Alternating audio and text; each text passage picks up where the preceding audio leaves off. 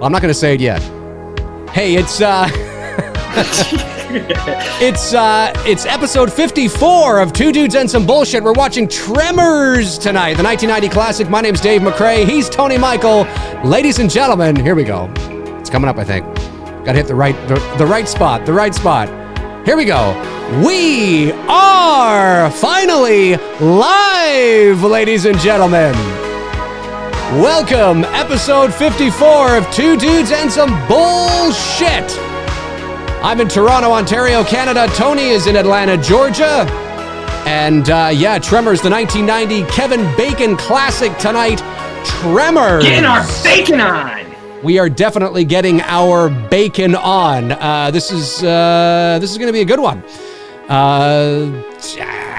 I haven't watched Tremors in a really long time. Tony Michael, how the hell are you doing? We're a little late to the party, but better late than never. Isn't that right? Dealing with client stuff, which is, when it comes to my job, man, unfortunately, sorry guys, they pay the bills. So it was just, it was an issue that I had to address and I couldn't avoid it. Literally happened minutes before Dave and I were going to connect and whatnot. And it happens. It escalated and it shouldn't have escalated. And it just then eventually, like I told Dave, I had to get into the, kiss ass, yes, because you're my client. And yes, okay, even though you're wrong, yes, okay, grit your teeth kind of shit. So, but I apologize to everyone, it's just kind of, it was unplanned, a lot of that going on over the last 24 hours, a lot of unplanned things happening, You know what? It happens. It's okay. You're here.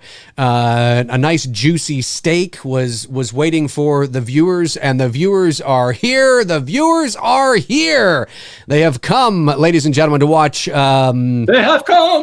They have come to watch Tremors with us tonight, the 1990 Kevin Bacon classic. This is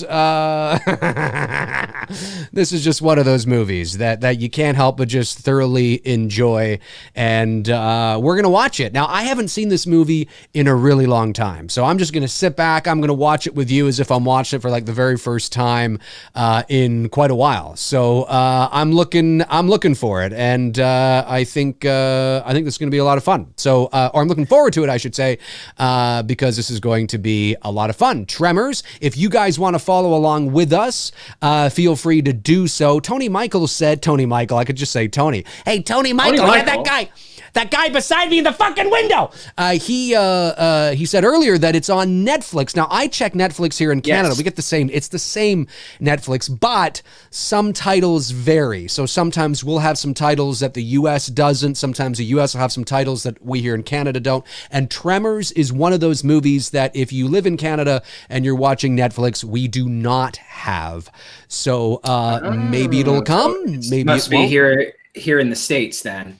Yeah, for sure. And sometimes that happens. I mean, we get titles up here that I'm like, hey, it's got this. You're like, yeah, we don't have that yet. It's weird why it isn't just a thing across the board, but I'm sure there's reasons for it, obviously.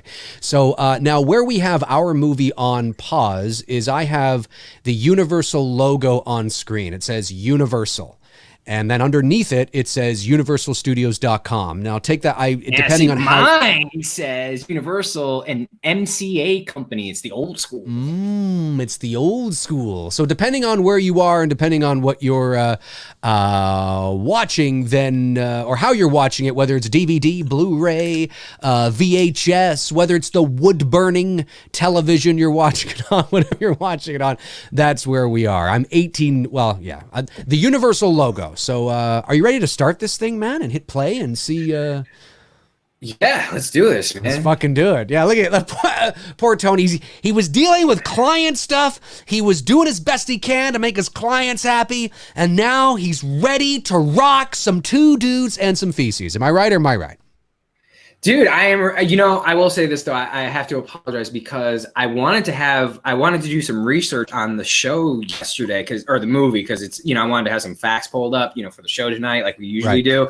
But everybody else, man, by about 1 o'clock in the afternoon, I sit down, I'm literally ready to do it, and then get the news about Kobe Bryant, and just sat there all day watching and just stunned. I am stunned right now. Still stunned. I can't even believe it. It's if anybody should take anything away. I mean, the people that are not connected to him directly, but even if you are, I mean, you know, it's always, you know, we often forget that these are just people.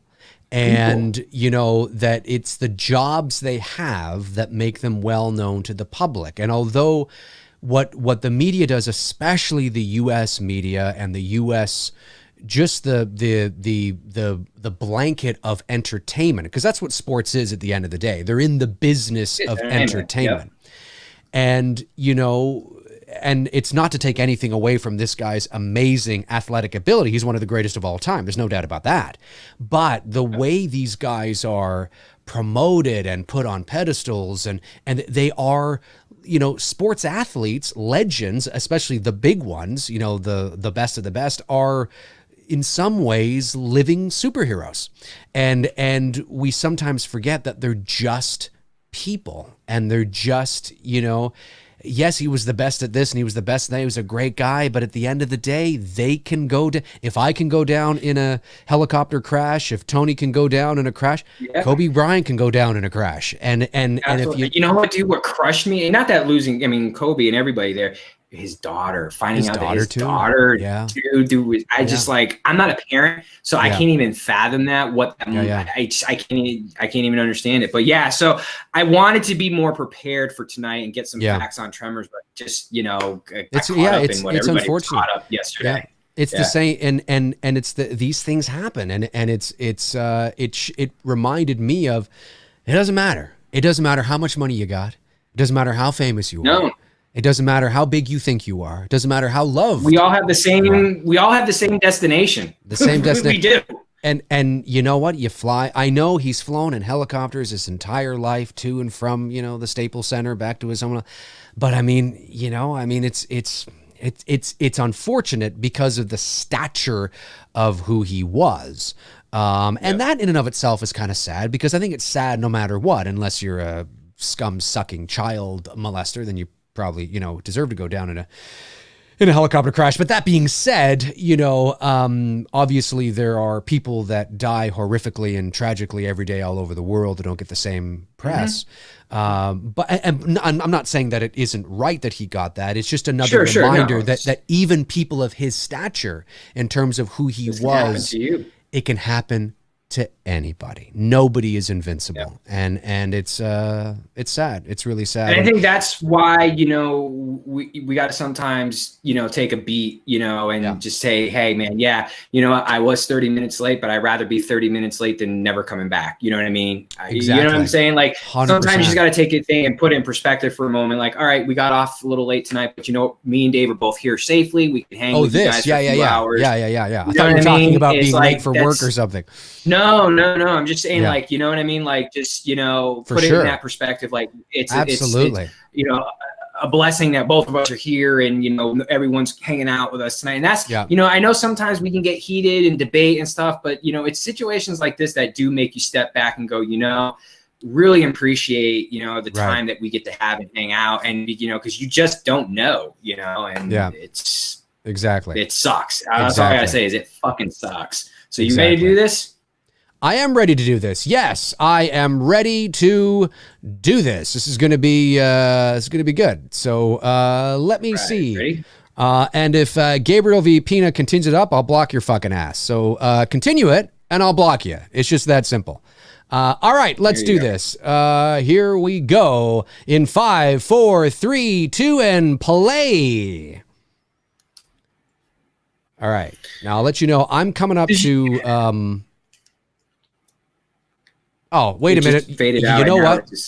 Oh, hang on a sec. I had the wrong universe. So wait. Where are you right now? It says Tremors. And it was just about to start moving. So tell me when you're there. Okay. Tremors is zooming up on the screen right now. And now I'm seeing. So we're good. Okay. Yeah, just now you're seeing the landscape. That's right. Okay. Yeah, this is good. Cool. This is good right here. Yeah, this is good. Dude, you know what I love about this? This is my kind of living. Literally is just out in the middle of nowhere, country living, small town. Beautiful. I fucking love that shit. It's beautiful. That is my kind of living. Yeah, it's beautiful. Where was the shot in New Mexico or Arizona? This is I don't know. This I is don't what I know wanted the to happen landscape the night enough to before last know. night. But it's definitely Or- either it's definitely either it's definitely either Arizona or New Mexico, one of the two. Fucking fantastic. I probably lean more towards Arizona because of the Might mountains. be. My girlfriend would probably know. Funny enough, she's Not she's that been New through Mexico Arizona. doesn't have mountains. I don't know why I said that. Right. Dude, that was an idiot statement. Yeah, I I'm know. like, these two were great together. They really were. They were. You It was a lot of fun. This That's the movie was kind of best fun. friend. That's the kind of friend you need. You know what I mean? Right. Yeah, that's friend. That should be friendship goals, right? Right. With these two dudes.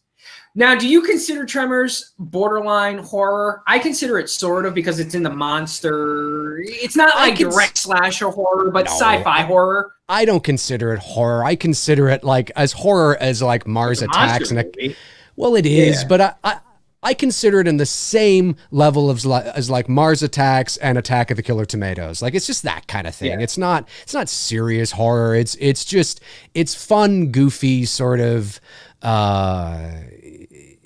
It's gonna let us know. Yeah, it's too self-aware. Like it's too like it knows that it's kind of cheeky and funky and I think that's why it works, because it's not taking itself too seriously. But I would never be like, oh, that Tremors was fucking, oh yeah, that's a big horror. Nah, it's like who was here that said Cody Snyder says creature feature? Yeah, but in the lighter sense, you know what I mean? It's not even like it's just a fun kind of it's fun. It's fun. I mean, if you went into a video store back in the 80s, you'd probably find it in the horror section. But. Papers. Oh, right. Yeah. And that's how they make every decision. That's every decision. That's what I'm saying. That's your friendship goal. It's make rocks in your paper. Come on, let's go. Exactly. And that's what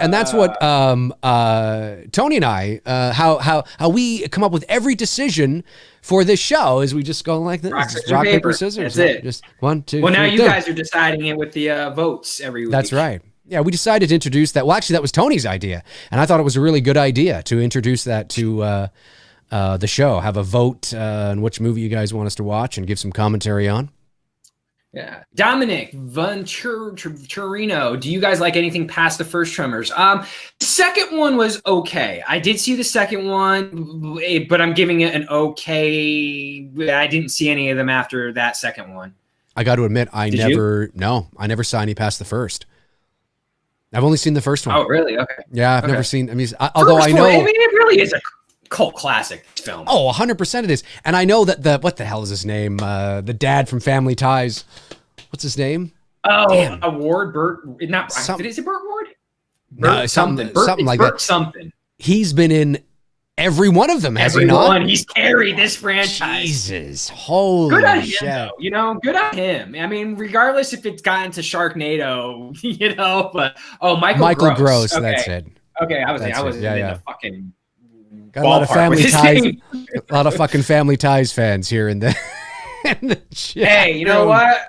The only thing about Family Ties I remember, besides Alec P. Keaton being the greatest Republican ever, is the ending of the theme song always went sha-na-na-na. Right? Isn't that the ending of the theme song? Yes. Of Family Ties? Yeah. I don't know it. I just know that that's the ending. Yes, that is it. Making the... No, it's... How did it go? Like... I can't... What would you, baby, when I love to it. What would I do, baby? Something like that. Na, na, yeah, na, that's it. Da, da, da, da, da. Yeah, something like that. I saw this in theaters. Did you? No, I did not see this in theaters. Really? I did not. No, okay. I did not see it. Went with my older cousin. He took us to, me and my brother. Oh, that's cool. That's cool. Yeah. How many people here in the chat room watching saw it in the movie theater? Let us know.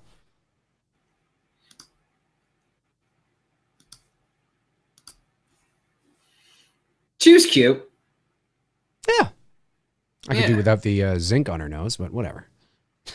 Yeah, That's how everybody wore it back in the day. I don't think anybody does that anymore, do they? I would never do that. I haven't seen anyone do that in a while. No, it's my weird. grandmother used to do that. My grandmother really, did that. Yeah. She used to take us to the pool in the summer. Yeah, she did That's that. fun. That's fun. Frank Riker says he plays a hippie in Family Ties, but a gun nut in Tremors. That's true. And the irony of that, he's a total liberal in Family Ties, always going up against Alex in a fun way, a great way. That's right. And then he's the total opposite of that in Tremors. And in the very first season of Family Ties, at the very least, Michael Gross didn't have a beard. If you watch, I think from season 2 on, he had a beard. But in the very, very first season of Family Ties, he was clean shaven. That's such a good show. That was the beginning. That was the one of the very first, that began that run of the sitcom throughout the 80s, and what eventually became TGIF came from that. Now, I'm not saying that Family Ties was on TGIF, but Family Ties was one of the OG shows that eventually led to Roseanne, Full House, Growing Pains, and all that stuff. Yep, 100%. 100%. Good television. Mecca525 says, I weren't born till 96. 96. Oh, I was way ahead of you. I was a junior in high school in 96. Well, we both were. Yeah, junior 17. in high school in 96. 17. Yeah, I remember.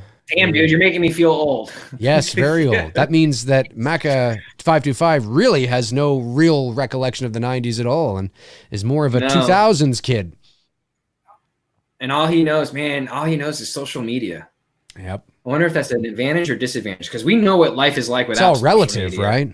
It's relative. In another 25 years, Mac will be looking at guys his age now going, we had something called Facebook, and we had Instagram, and look what you guys have. You can just go, and it's just right there. It's right there. It's like Minority Report.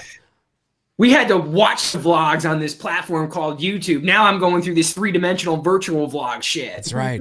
Now you guys can sit and you're actually in Dave McRae's studio. It's ridiculous. You put on a glasses and you're sitting there. God, that'd be scary. Having everybody in here. What the fuck? Now, in terms of this movie, when it comes to giving commentary from a cinematic perspective, yes, she's in it. Reba McEntire. I forgot. She does a song in this too, right? She does at the end. She does? She does. Yeah, there's a song that she does at the end of this. Yeah. Huh. In terms of a cinematic, there's really not a lot of. This is just a fun, goofy kind of creature feature. There's not a lot of depth we can talk about in this movie.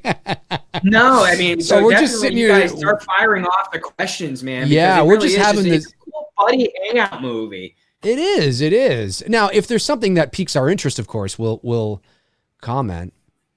I will say that there is a bit of a Jaws approach with not showing the tremor at the beginning. Little throwback there. There is. I like there is a bit.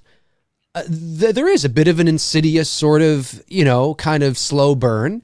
I like the fact. Yeah, I like the fact that it's not just one creature. I think there's 4, isn't there? Right. I think there's 4. Like that, 3 or 4. Yeah, and the practical effects look pretty good. The effects, it still holds up. It's not dated at all. Yeah, no, it's pretty good. It's pretty good. God, they need to make movies like this. And I love how. Oh yeah, I think this simple camera effect. I love that. The tilt turns it and just It's a simple camera effect, man. It is. But it's effective as fuck. Isn't there points in this movie where we go underground as well, and we're traveling through the tunnels? I think that's cool too. That's really cool.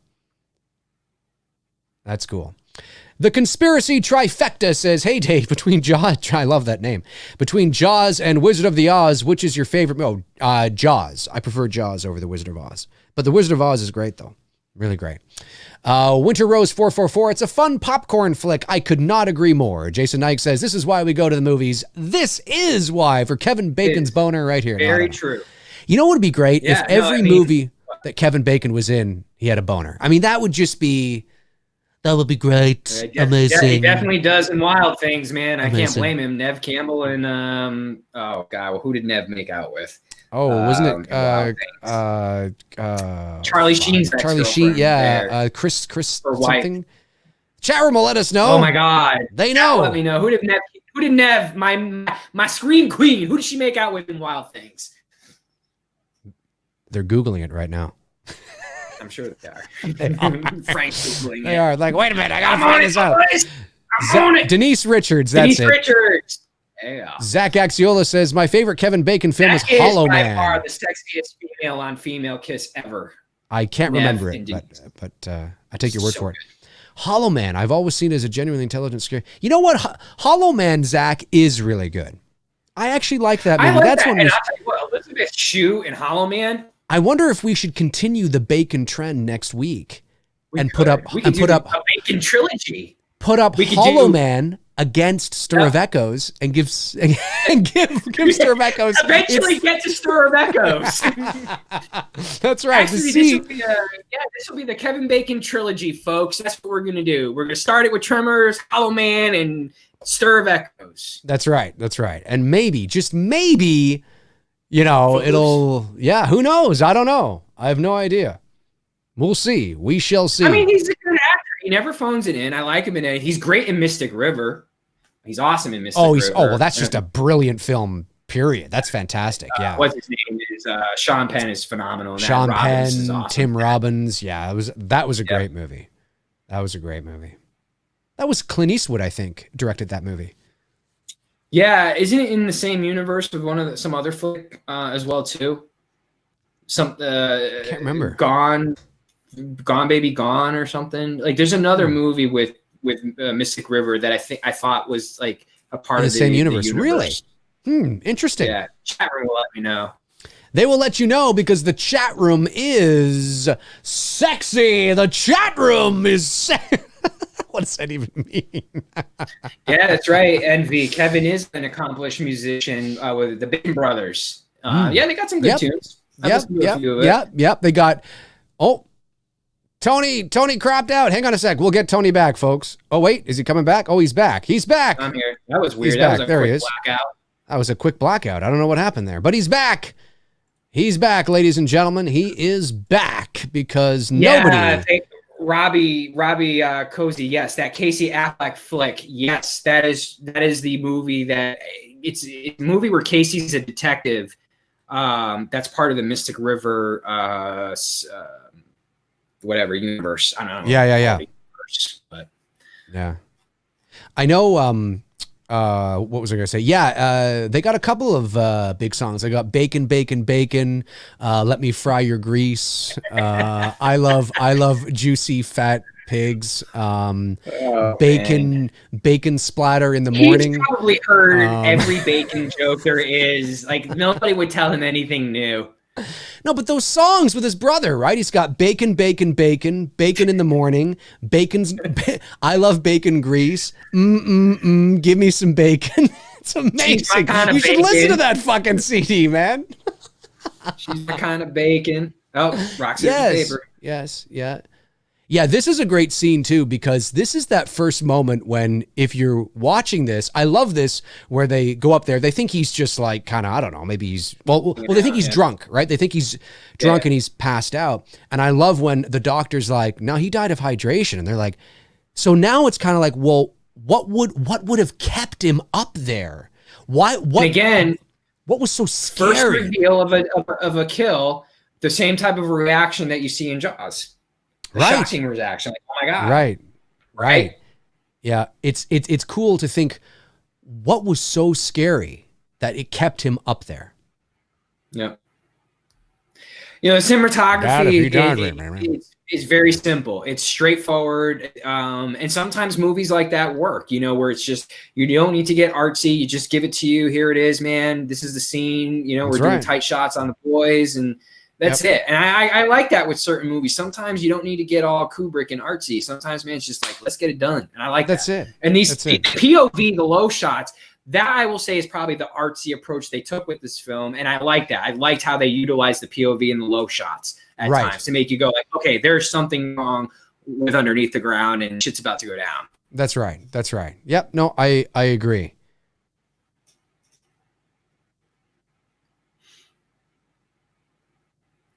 That's so funny. And you don't see much blood. I mean, you see a little bit, but for a monster movie, it's not as gory. It's gory, but not. Yeah, it's because it's just a cheeky kind of fun. It's fun. It's not even you know what I mean?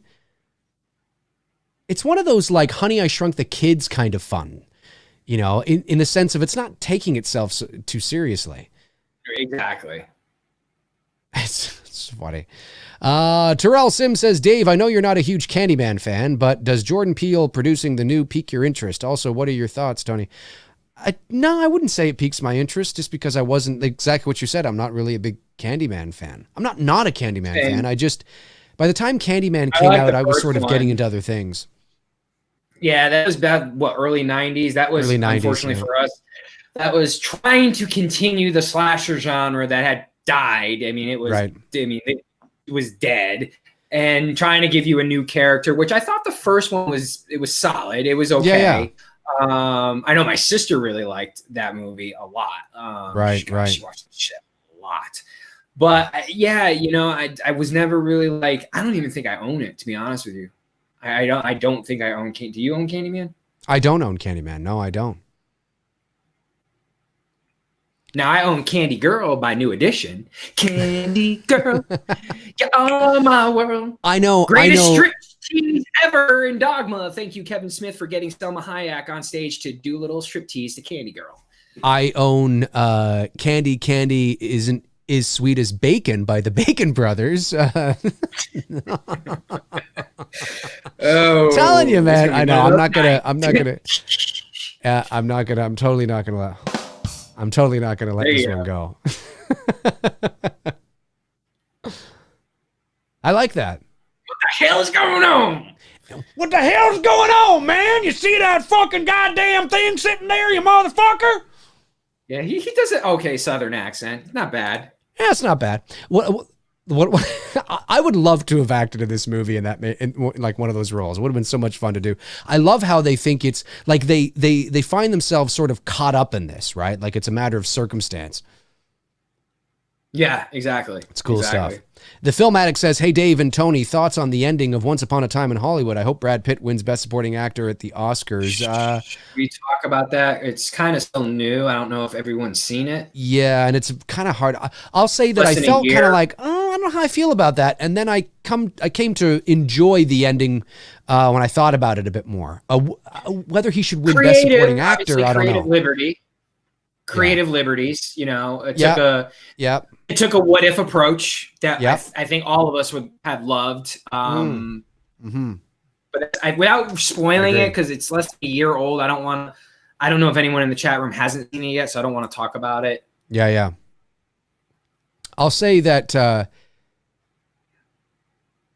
love that. Should win Best Supporting Actor. I ordered the vinyl 2 weeks ago. It's supposed to be arriving now. Nice. Fucking goddamn dead, man. I'm going to listen to some bacon. Rub the grease on my bacon. Jason Willie, do Dave and Tony like Flatliners with Kiefer, Julia, and William with Kevin? Yes, I love Flatliners. That was a good pick. Maybe that's another one to do down the road, too. We can put that in the bacon. What you guys are going to decide the bacon trilogy here. We're kicking it off with Tremors, and we're going to see how the next 2 weeks play out. That's right. We're putting it. We'll put that title in the bacon grease. We'll fry it up. Oh, fuck you, man! Come on! For a minute, there's actually there's some clips in here that you could probably steal from and use for your voice. Oh yeah, for sure I could. I should have done that if I had thought about it. Jonathan Nichols says, just watched Joker last night. Must say it was amazing. Yeah, it is. It's brilliant. Probably my favorite movie of the year. Very deserving of the awards, for sure. Yep, for sure. Swifty the Gamer says, did Michael decide to kill Judith that one Halloween night, or did he stalk her for a while before that night? I say it was that night. I think it was something about that night. I say it wasn't even Michael. It was the mother. Ooh. I say it wasn't even Michael or the mother. It was the next door neighbor's kid named Brad. And Michael found the knife outside and he didn't know what the hell was going on and he was shocked and the parents thought it was him, but really he was just shocked. And he was pissed off that he got sentenced away for 15 years, so that's why he escaped and went on a killing spree. He was like, well, fuck it, you think I'm a killer already? I'm going to kill people. Yes! That's what really happened. Yes! Fuck, exactly, Tony. On that shit. He's bang on. He's bang on. That's exactly it. For those of you just tuning in or watching, we're 21 minutes into the movie. Whoever just tuned in and heard that, we're probably like, what the fuck? Oh, fuck is going on there? Yep. Now that's the little girl from Jurassic Park, I believe. Isn't she? She's that little girl there. No, she's just a couple years older. That's right. That's right. Yep. I think she was also on an episode of Boy Meets World, if I'm not mistaken. Zach Axiola says, Dave, when do you predict the first trailer for Halloween Kills will drop? A few months from now. October 3rd. October 3rd. October 15th. Is that October 16th. No, I think it's the 16th, I think. Don't touch it. May, June would be right. Somewhere in there. Yeah, probably. A lot of people think that they're. Sorry, I was just going to say a lot of people think they're going to drop it Super Bowl, but Universal also has The Invisible Man, and that I think The Invisible Man comes out next month in February, so I think they're going to want to promote that. I think it's still too early for Halloween. You can get a teaser at the Super Bowl, a bumper teaser, something real quick. Maybe, yeah. But I don't think. I'm trying to remember when did because we did a live stream. I don't have the video up anymore. I was going to say I could look on my old blog, but I don't even have it up because we did a live stream when June. It was the June. 2018 one. So if it was June, I'll go with June. May, June is when it'll somewhere around there. Yep. Yeah. Yep. Got that Atlanta Hawks hat on. I know that. It's probably going to be. Yeah, it'd probably be about May, June. And I don't think it's going to be a whole hell of a lot. I think it's going to be. I don't think there's going to be a lot to dissect from it. You know what I mean? I think that will come a little later. Or do you think it's going to be a full blown? I don't know. I have a couple of sources I'm going to reach out to and get their thoughts. I have a source that told me last year when the trailer was going to be released, and I couldn't say anything, but they said first week of June, and I said, okay, so and it was the first week of June. So I haven't. Now we're still too far out yet to even for me to reach out to him. But I would be surprised if you see anything this Sunday. Because I think it's this Sunday, right? It's Super Bowl, I think. Super Bowl is Sunday. I mean, if you do see anything again, it's going to be a bumper. It's going to be something so short. Yeah, because it's not even, because the Invisible Man. Yeah. No, you're bang on, because the Invisible Man I think comes out next month. By the way, the Invisible Man. Johnny Depp? I don't think so. Who's the Invisible Man? Why did I think Johnny Depp? You probably. Who's the Invisible Man? I don't know. Hey Google. When does it's good. If you ask it, can I ask you the original? The Invisible Man will be released in France in February 2020. February 2020, The Invisible Man comes out. Yeah, so it's next month. So Universal's going to want to tout that. Okay, he was going to play Cody. See, I thought I knew. I read something a long time ago that Depp was going to play it, but I guess he's not. Obviously. Mm-hmm. Yeah. That's right. That's when they were beginning to bring this whole monster universe together with Tom Cruise and Pro and that's right. All these guys to be a part of this big new Universal monster thing. And I had heard Johnny Depp's name even DiCaprio's name, I think, got thrown in there at some point. Yeah. I'm looking forward to seeing it. I mean, it's directed by Lee Winnell or whatever his name is. James Wan's buddy.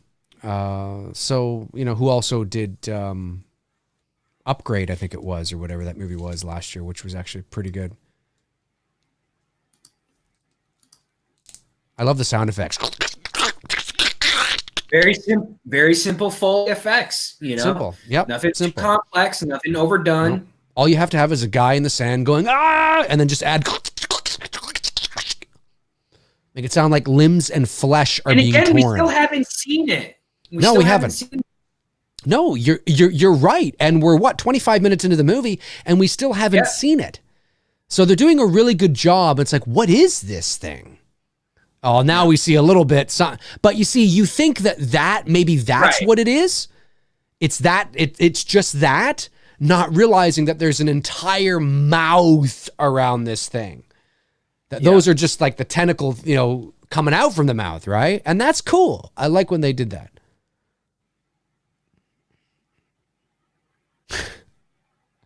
Oh, I miss practical effects, man. I miss those practical effects. Yep.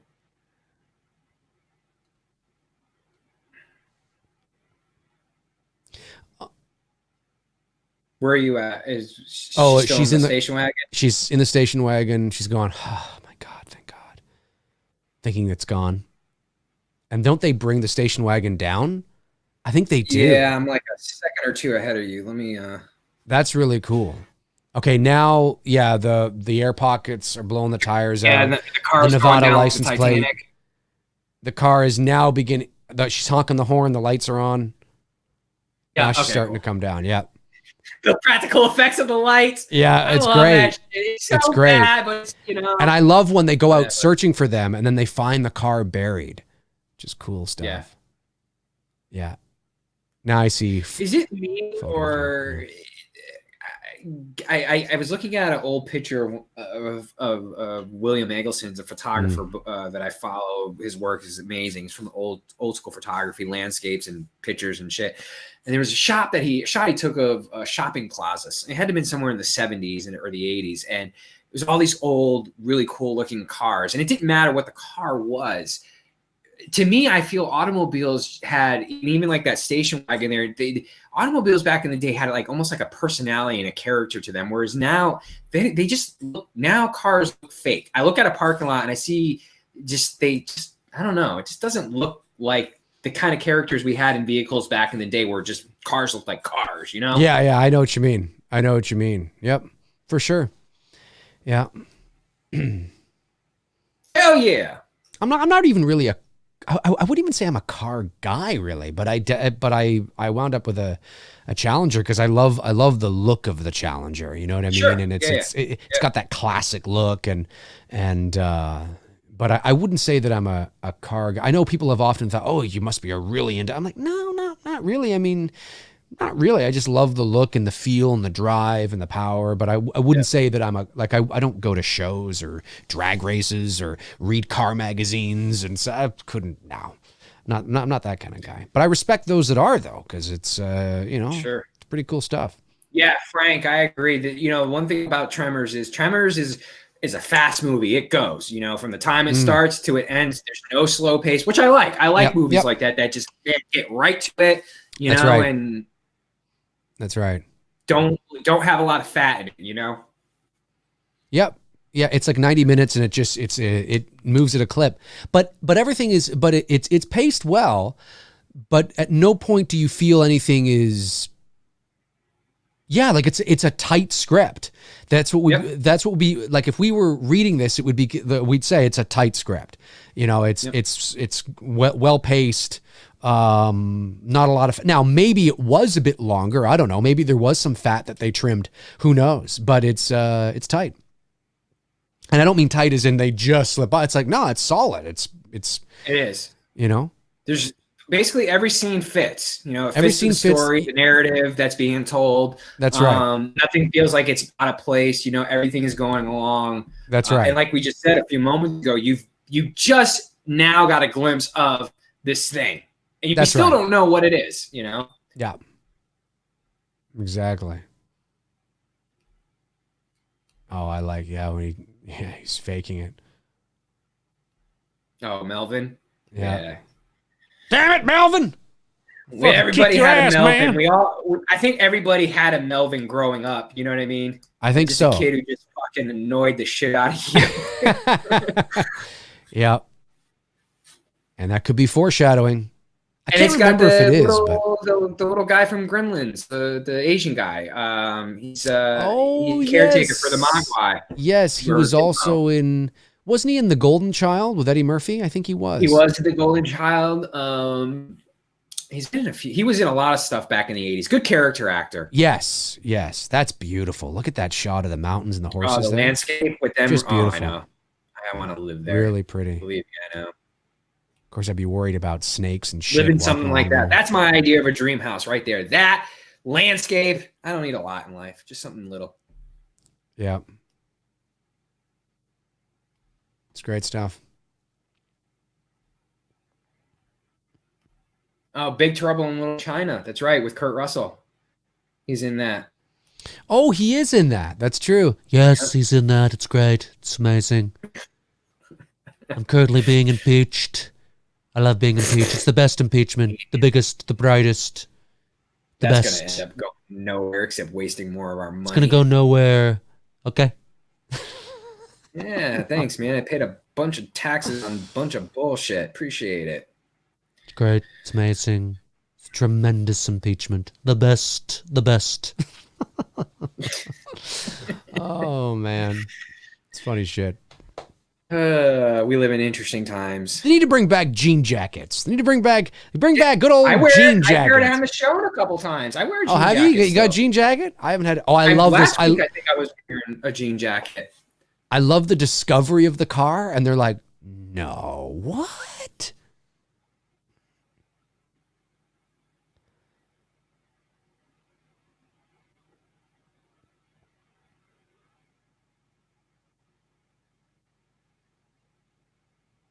Oh, yeah. Horses sense it.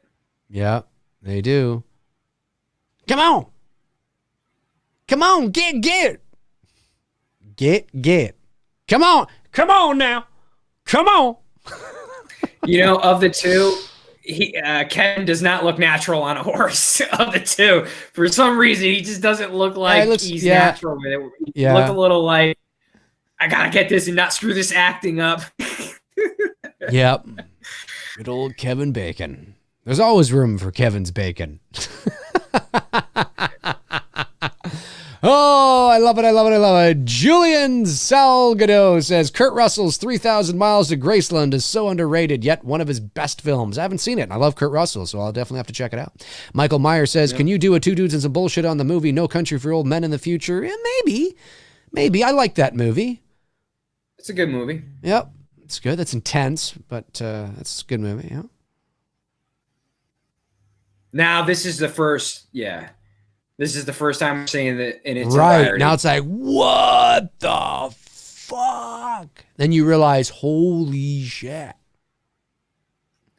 Yeah. 2 feet away, Kev. You can't hit him with it? Come on. I know. You're Kevin Come freaking on. Bacon. You are Kevin Bacon. Just point your boner and... The boner is what saved him. The boner is what saved him. It's unbelievable. The Manhammer Air 15 says, Sir David Toronto, in your most humblest opinions, when do you think Kevin Bacon's boner will make an appearance in tonight's live stream? I don't know. I suspect that Kevin Bacon's boner, the guy who has that account, is in here under another name, and then he switches over to Kevin Bacon's boner and makes an appearance, which he'll probably do now that he's been told to do it, unless he's not in here. I love the scene when the creature, whatever they call it, is going through and bursts through the wall and like falls to its death. That's cool. That's cool.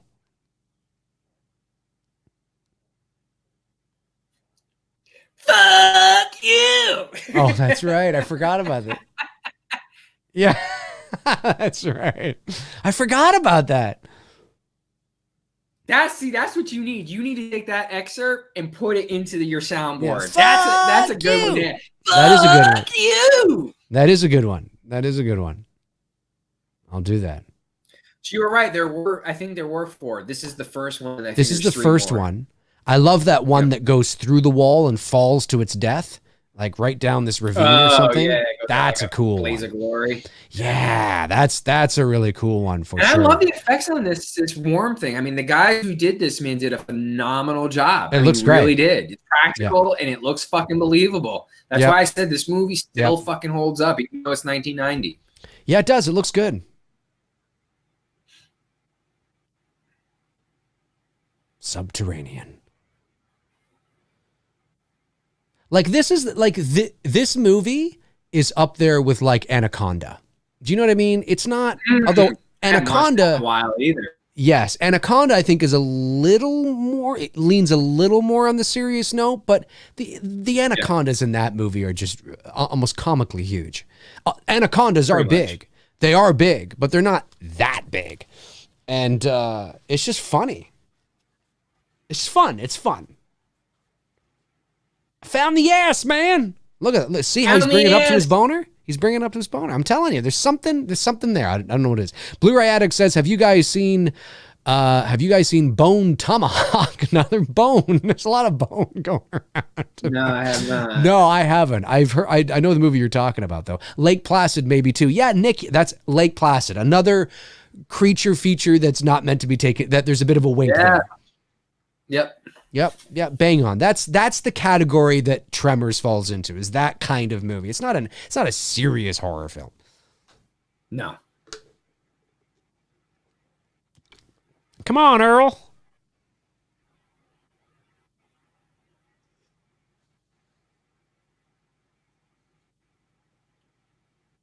Slick mitts. Slick mitts. Tony, do you want to get your slick mitts on this?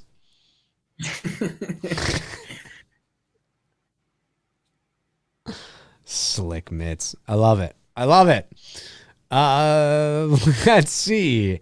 Who's got some good questions here? That movie nerd. Oh, they're talking to people. The Film Addict says, favorite Tobey Maguire movie. Haven't seen him in a movie in a while. Favorite Tobey Maguire movie. I really like that. It was pretty good. Yeah.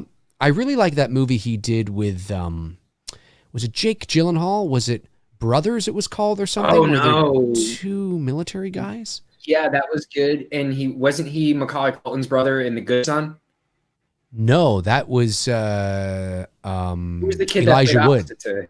Elijah Wood. Elijah. Okay, that's such a good movie. The Good Son. That's The Good Son. Macaulay goes real fucking dark. I like that shit. He's real great. Dark. He's great. Yeah. I always get Elijah Wood and Toby mixed up though because they look a lot alike. Yeah.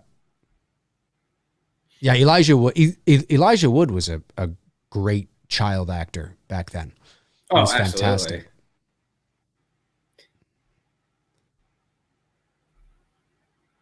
Yeah, what was the last thing big Toby did? It was probably was that the one he did with Leo, the Gatsby movie? Oh yeah. The Great Gatsby. Head. Yeah, The Great Gatsby was too. The chat might know he had done something that I'm not aware of, but that's the last big film I know he was in. I think you're right. Gatsby. The Great Gatsby was 2013, 2014, something like that. I actually liked that movie. It actually was pretty good. It's a decent version of it. Yep, for sure. Yeah, we could do a Good Son night. That kind of falls in our That category. would be good.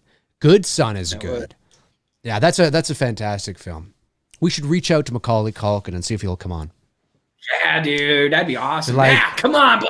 Macaulay, I know come you're on. tired of Home Alone questions. We won't do Home Alone questions, bro. We want Good Son shit. We want Good Son shit. You know, everybody wants to ask you, what was it like to be a little kid on the set of Home Alone? We don't give a shit about that. We want you to come on, painted nails and all. Painted nails and all. You can put on your bunny ears, because doesn't he have a website called bunnysomething.com? Bunnyears.com or something? Bunny ears, yeah. Something like that. Like Come on, Macaulay. We won't be talking Home Alone. We want to talk Good Son. We know you have a dark side, you son of a bitch.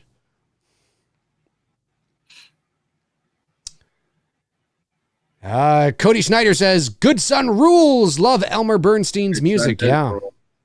Oh, yeah. It's a good movie. Yeah. It's basically Sophie's Choice at the end, essentially. Really? True, it is. I mean, you know, at the end of the day. I wish he had gone more into that to that road. You know, I know that, you know, he got typecast as the Home Alone kid very early on. I mean, you know, and the Uncle Buck and the John Hughes kid and whatever. When he got into that, man, he should have stayed on that road. He was really good in dramatics. My Girl was sort of dramatic, you know, that started it, and then he got it with Good Son. And I wish he had stayed with that, because I think his career really would have gone in a great direction in those types of movies. Yeah, he was good. Unfortunately, like many child actors of that time, they have terrible parents, and they're surrounded by people that exploit them and use them, and unfortunately, you know, it doesn't happen to everybody, obviously, but you know, it's happened to Macaulay Culkin, it happened to Lindsay Lohan. It's there's a lot of kids that are talented young actors. Lindsay's a heartbreak one, because Lindsay had a lot of talent. She had a lot of talent. A lot of talent. Very I good think she's talent, living in like as a young Dubai or kid, something like and that. just, yeah, I don't know what she's up to these days. I gotta take care of some business. I'm gonna take a shit. I'm just gonna take a giant shit on this bacon over here. Oh, look at them all cuddly up. Aw, get out of here. You want his bacon. She totally wants his bacon. She totally wants his bacon. She wants his bacon. Oh, as if you'd be freaking out. Give me a I know, break. right? You wouldn't wake up going, what the hell is this? I mean, maybe, come on. That was the most unbelievable acting ever. He probably even said the same thing, like, come on, I'm not going to wake up and want to run away. I'm going to be like, hell yeah. Yeah. He's not going to wake up That's going, not what the director wanted. what? I mean, unless, is he married? Is he with somebody? I don't think so, right? I mean, I could see it maybe then, being like, oh, shit, like, what am I doing here, But, yeah, that's like, she wants his bacon. Poor Earl. Earl might have some bacon. Why does she want to have his bacon? Maybe they'll have both of each other's bacon. And that's a whole other show right there. You see, I told you Kevin Bacon's boner would make his way into the chat room. And there he is. It's because he watches under an assumed under another name. Folks. He's not going to tell us who he really is, though. Nor should he. He needs to keep the facade up. There you go. See, I see now. That's a line there that I don't think needed to be said. That's why Edgar never got down from that damn tower. Yeah, we don't we don't need you to say that. Oh, right. Like we know why. Right. We figured it out now. Yeah, I agree right. with you. That was a kind of a line that didn't need to be said. 100%, because it's no, allow your audience to get it. You know what I mean? Yeah, it didn't need to be said.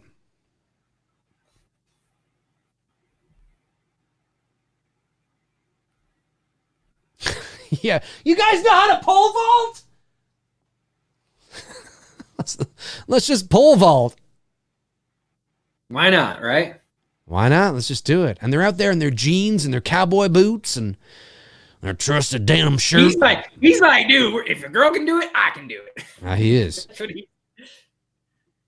Kevin's more like, I don't know if I can do this, man. I don't know if I can do this, man. He's got like, dude, I can't do this shit. Exactly. I'm a pretty boy footloose guy, man. I'm just a footloose guy, man. You'd be so scared if you fell on the ground. Oh, of course, man. I'd be shitting bricks. That's right. Macca525 sends in a super chat. Thank you, buddy. Says, my full name is Macaulay Wilkin. That's close enough. Ooh, that's close. It's close. It's pretty close. Macaulay Wilkin.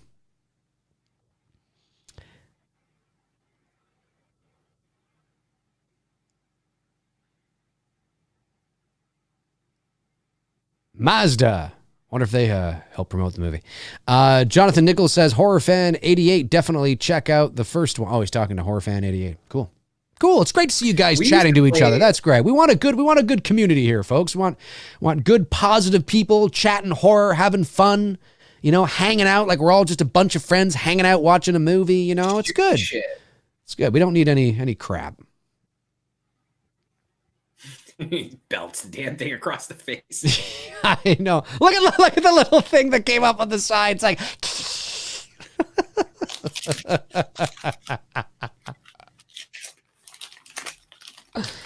and it's some dude in a hand puppet. That's what makes it great, man. I love it. That is what's funny about it.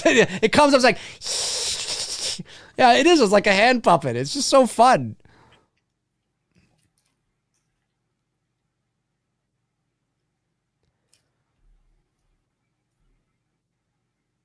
That's because you're a fucking piece of crap. No. Damn, that was harsh. Yeah. Says that? That's because you're a fucking piece of crap. Actually says that?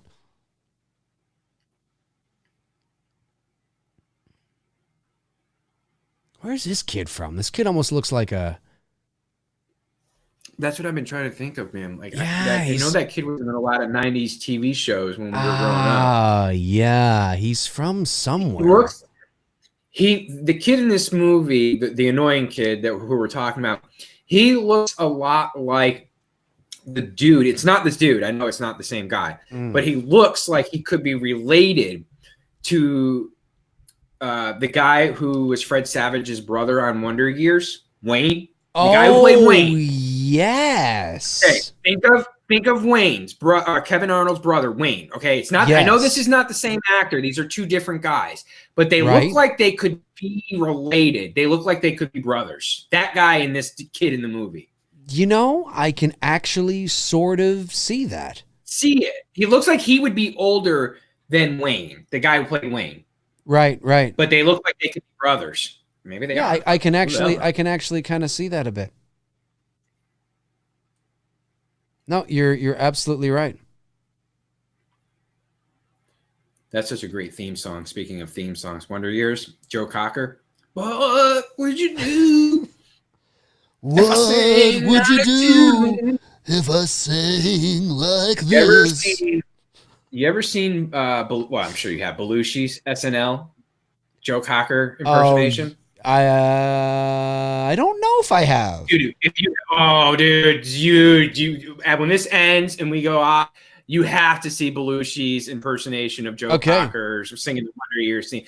Dude, Belushi nails Cocker's impersonation, movement, everything. Like, it's so good. And Belushi, of course, sings it too. He's not lip syncing. Yeah. Of course. Belushi can sing. Yeah. It's so good, dude. You gotta see it. Yes. Jesus, Walter. I forget this Asian actor's name, but he always looks like he's suspicious. He's always got like this suspicious look on his face. Like, Oh, Anthony Scrapula says, have you ever got into a fight? Yeah, years ago when I was in school. Yeah. Plenty when I was in school. Too many. Not to brag about. Scrapping. Victor Wong is his name. Cody Snyder says Victor Wong. That's the Asian guy. Yeah, Victor Wong looks suspicious. Like he's skeptical of a great many things. You know what? You're right. He does look like he could be Kevin's brother's brother. Yeah, it could be like real life related to Kevin's brother's brother. Yeah. Wayne, the guy who played Wayne. Wayne. That's right. Yep, you're right. They literally look like they could be brothers. Yep. He looks like a douche. Like he looks. This is awful to say because you know he looks like one of those dudes you grew up with that you're like, you're a fucking dick. He looks like he needs a punch in the face. He looks like he needs my fist punching him in the face. We know a few people from this streaming on YouTube. That's right. That's right. That fit that category. Oh, there's lots of people that comment on YouTube that need a punch in the face. There's only like 2 people that deserve a good punch. The rest of them are just, harmless comments. Oh, that comment on our stuff. Yeah. Oh, yeah. I just mean in general. There's lots of people on YouTube that need a punch in the face. Probably never been. Where did I go to school? I went to 2 towns. Grew up in a small town called Enfield, Connecticut. Did grammar school through junior high there, and then high school years were another even smaller town, country town, called South Windsor, Connecticut, just outside of Hartford. Cool. Where'd you go? Where'd you go, Dave? School. Well, I was born in Toronto, and then I lived in a little town. Oh, well, I went to like you mean like elementary school, right? Like grades like it's like elementary. Yeah, kindergarten to grade like 6 or something. I went to 3 schools. When I was born in Toronto, and then I lived in Bolton, which is just a town north of Toronto. I lived there till I was about 10. Next to me was called Bolton. Oh, that's cool. Yeah. That's funny. God, there you go. There's a fucking another thing right there. What the hell? I'm telling you. Brothers from another mother. Literally, the town that I lived in for high school years, the town next to us was called Bolton. That's hilarious. Okay, so I did kindergarten to grade 4 there, and then we moved to another town not too far away, actually, about half an hour away, called Georgetown, Ontario. And then I did half a year of grade 4 there. And then I moved to Ottawa, which is Canada's capital, which is about 5 hours away. I went to live with my dad, and I finished out elementary you did a few things. School there. Yeah, I went to grade 4, 5, and 6 there. And then I went off to junior high school and then high school. Nice. So all in all, I've been to like like 5 schools. Love the slow down effect they did. So good and very steady. Not too much camera shake. Yeah. I like to personally thank the director for this scene, because you can't do a sci-fi monster movie without having some girl take pants off. I mean, you need it. You need a good justification for it. She got stuck in the barbed wire. She got and of course Kevin had to take it off. Needs to be the one to take off the pants. Exactly. It's in Kevin Bacon's contract. Exactly. Kevin Bacon doesn't get a per diem like most actors. No. His per diem is I have to take off women's pants in movies. That's right. It's not like Matthew McConaughey. Right? I'm just gonna take off my shirt right now. It's a cross between Bill Clinton and Matthew McConaughey. All right. Cross between the two. all right. Kevin's probably like a negotiating table. It's all right as long as I can take her pants off. That's right. As long as I can take. You see, and this is totally foreshadow. Like it's a. Yeah, it's just funny. Take off your pants, man. She gets naked. That'd be hilarious. The J Hookmaster says, favorite Alfred Hitchcock film. My favorite is probably Rear Window. Rear Window, probably followed by Rope or Psycho in there. But I think Rear Window might be my favorite.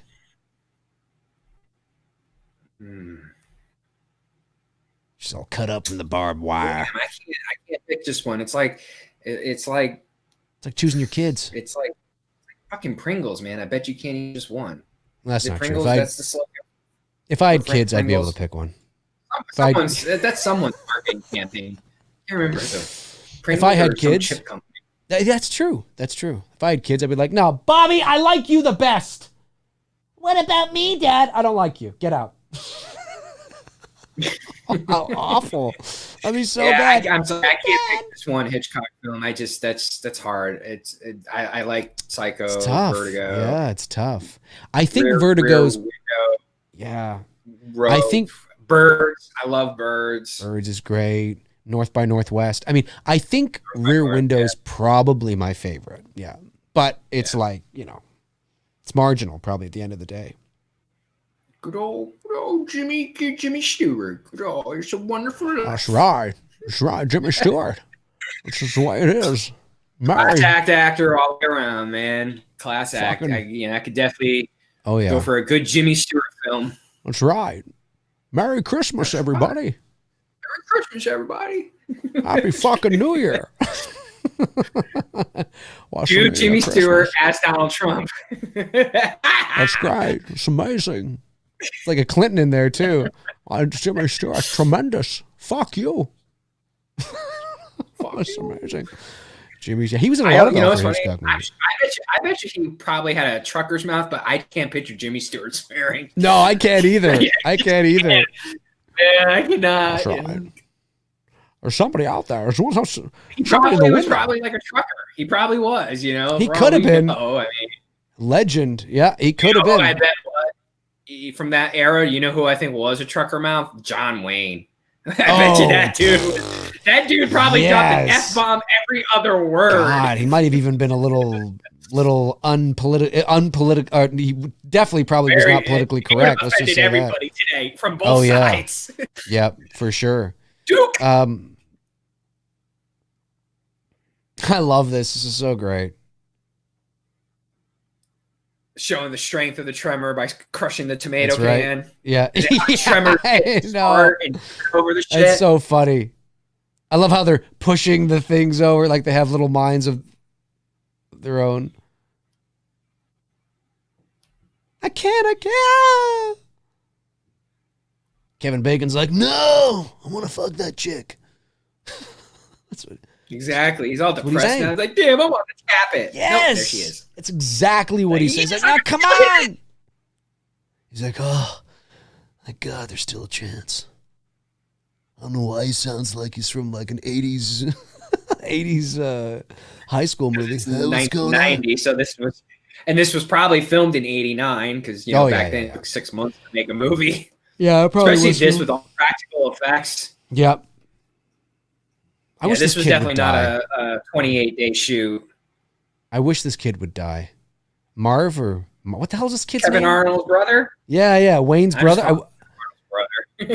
No, I wish No, this Kevin kid Arnold's would, brother. yeah, that's right. I wish he died, just be torn to pieces and like blood spewing everywhere and all that shit. That'd be so great. Damn, that's harsh. Hey, I'll Oh, try. we got Alex Keaton's dad and Reba McEntire. Oh, coming fuck up. Alan Keaton's Alex Keaton's. I'm coming in. It's Christmas. Nevada, UZI. Yes, folks. For There, you. there was once a time ZI. that TV. There was once a time that on TV you could have a conservative guy like Michael J. Fox portraying a conservative guy, and nobody got upset. That's true. Once upon a time in the 1980s. That's Everybody right. took it as comedy. Good You old could have fun Reba. with it. Does she still Reba. have her sitcom? Still doing her thing. Well, no, I know she's still singing. I don't know if she's doing any acting. Well, she she was had- an okay actress. I never, Yeah. I thought she was all right. Well, she had You that know. sitcom there for a few years called Reba. Reba. I wonder if it's Yep. is it on still or is it done? It's probably done. That was a while ago. Yes, that was a while ago. That's done. But I know she pops up occasionally here and there on TV. I know obviously she's still doing this music stuff. Yeah. It was funny as a kid. I always used to think that was Joe McIntyre's mom from New Kids on the Block. I swear to God, I did. Reba Mac, As a really? kid, I really did. As a little kid, I thought that was Joe McIntyre's mom. That's For some funny. reason, I don't know. That's funny. That's great.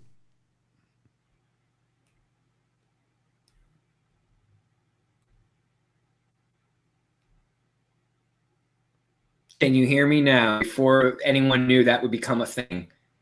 Yeah.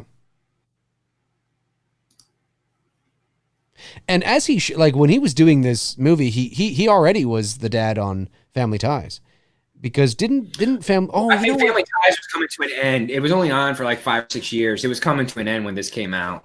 It was probably Oh even yes, done. yes. You're right. You're absolutely right. You're absolutely right. It was actually it might have been done. You're absolutely right. Actually, it was from. It ended in '89. So okay, Yeah. yeah. So Yeah. he started this after that ended. Yeah, September '82 to May '89. So yeah, this probably was his first thing that he took after Family Ties.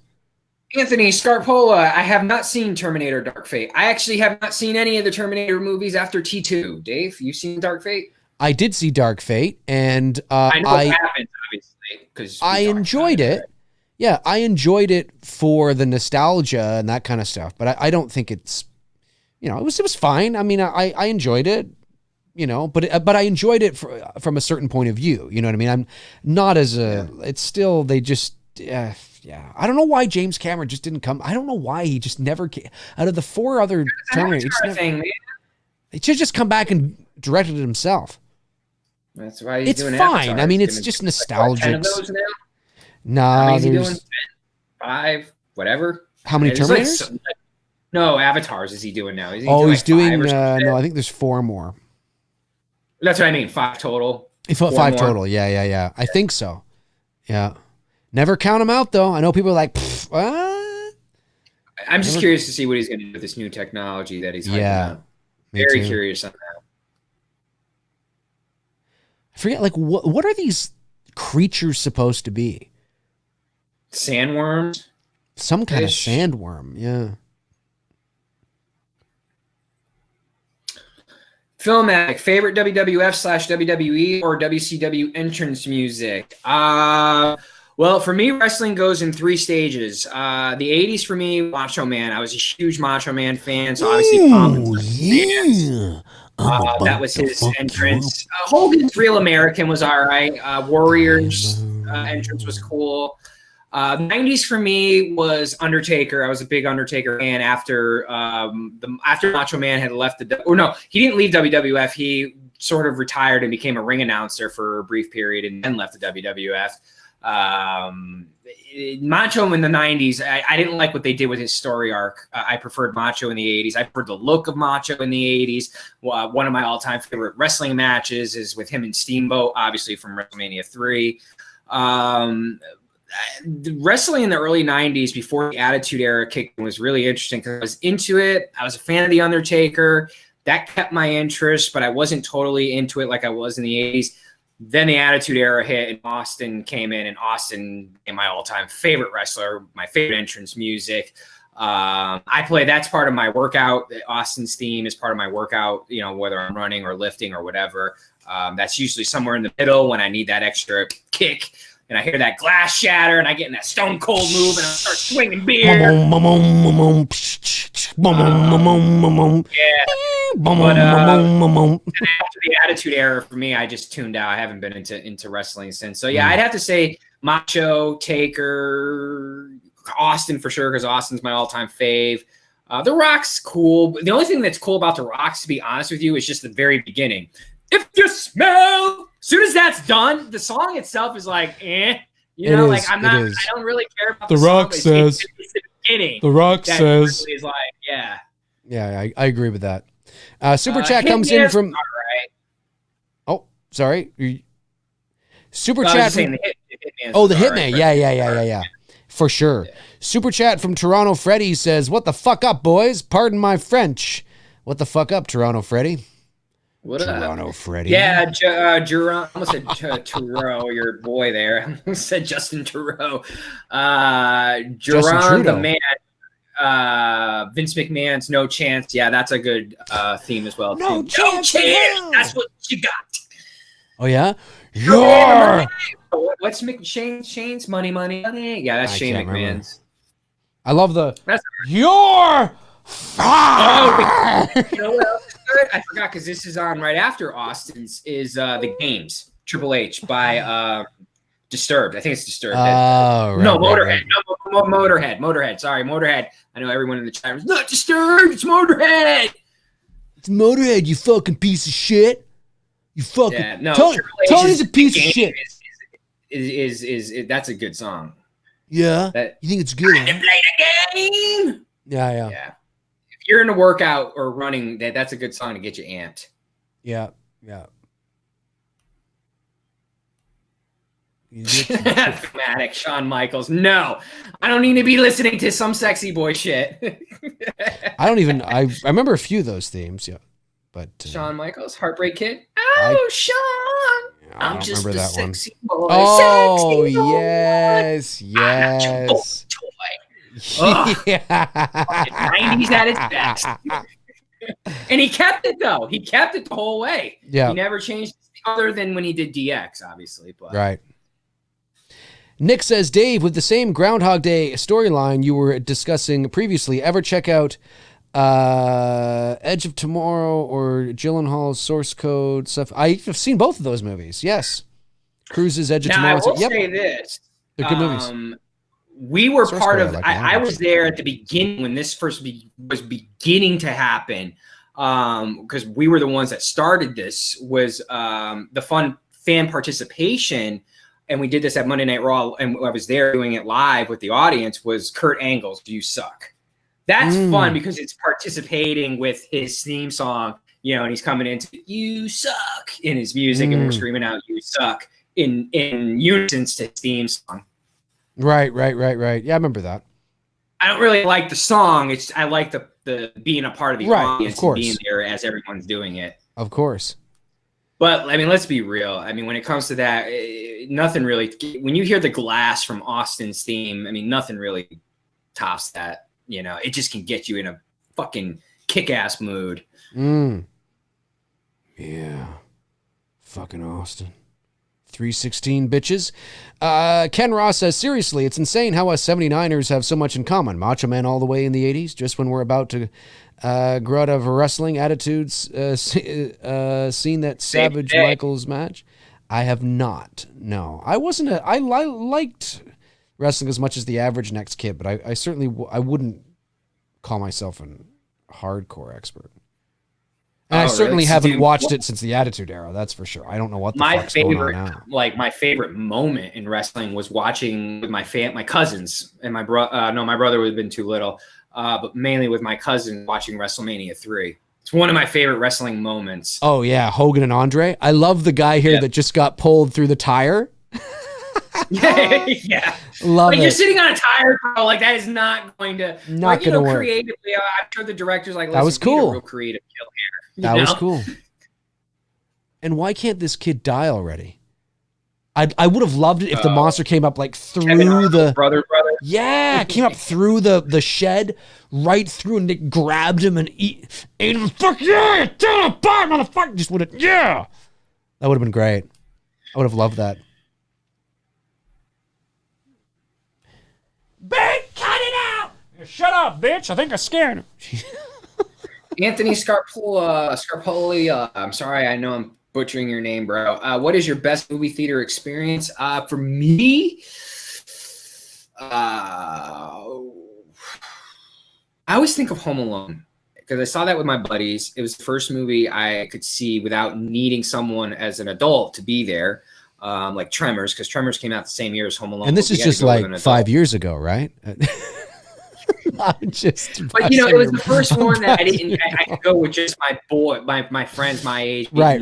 supervision. Yeah. And I also remember the audience, man. I just remember laughing so hard seeing that film the first time, and I've talked about that a few times on here. That to me, I don't think you can really forget most of us, anyways. The first time you went to a movie on your own, or even the first time I took a movie to a girl to see a movie was Macaulay Culkin's My Girl.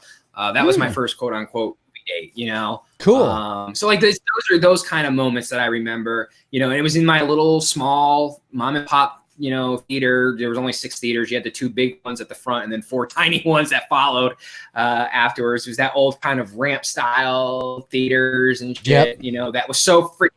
That was so dark in there that you could probably get away with a blowjob and no one would ever know. Nowadays, you couldn't get away with that shit. At all. Right. Nowadays, I got you.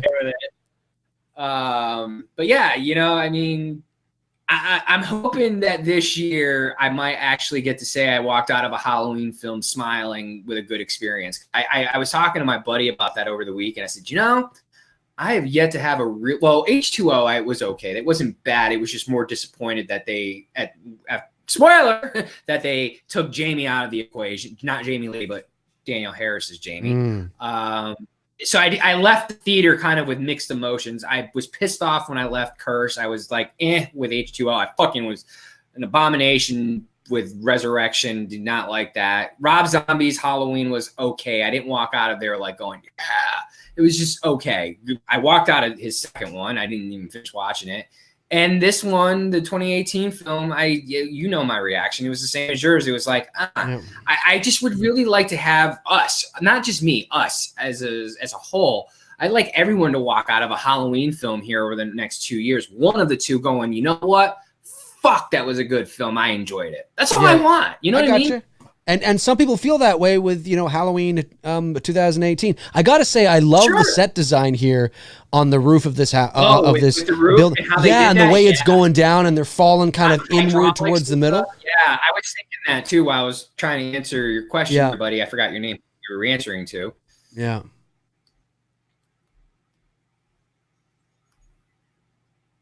All practical, man. Yep. That's right. It's not like you could. What was the budget on this? What do you think, if you had to guess, for 1990? Without looking it up, if you had to guess really quick.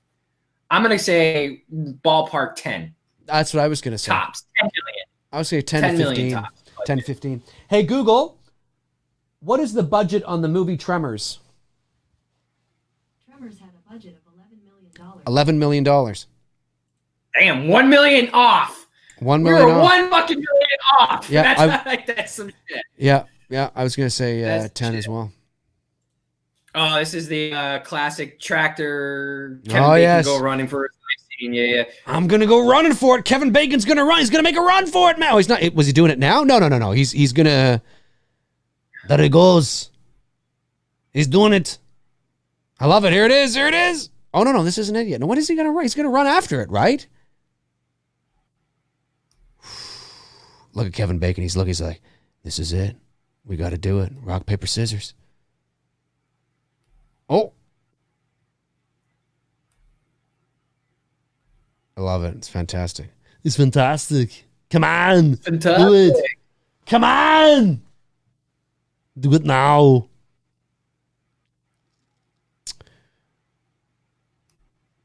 That's so funny. Margaret525 says, my Google Home just went off. That's so funny, Cody. It's supposed to be geared to your voice, so that's funny that yours went off. There you go. There's the shot through the soil, which I like, which is cool. Versus multitude, Tony, top 5 actresses you would bang in their prime. In their prime. Do you have your top 5? If I thought about it, I haven't. It's not a question that it's not something I think about daily. Let me see here. I'd have to think about it.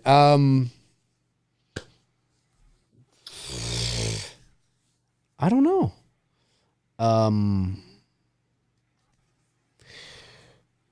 Yeah, that's actually, now that I'm thinking about it, I'm like, I'm going through my childhood and, Nicole Eggert for sure in her prime.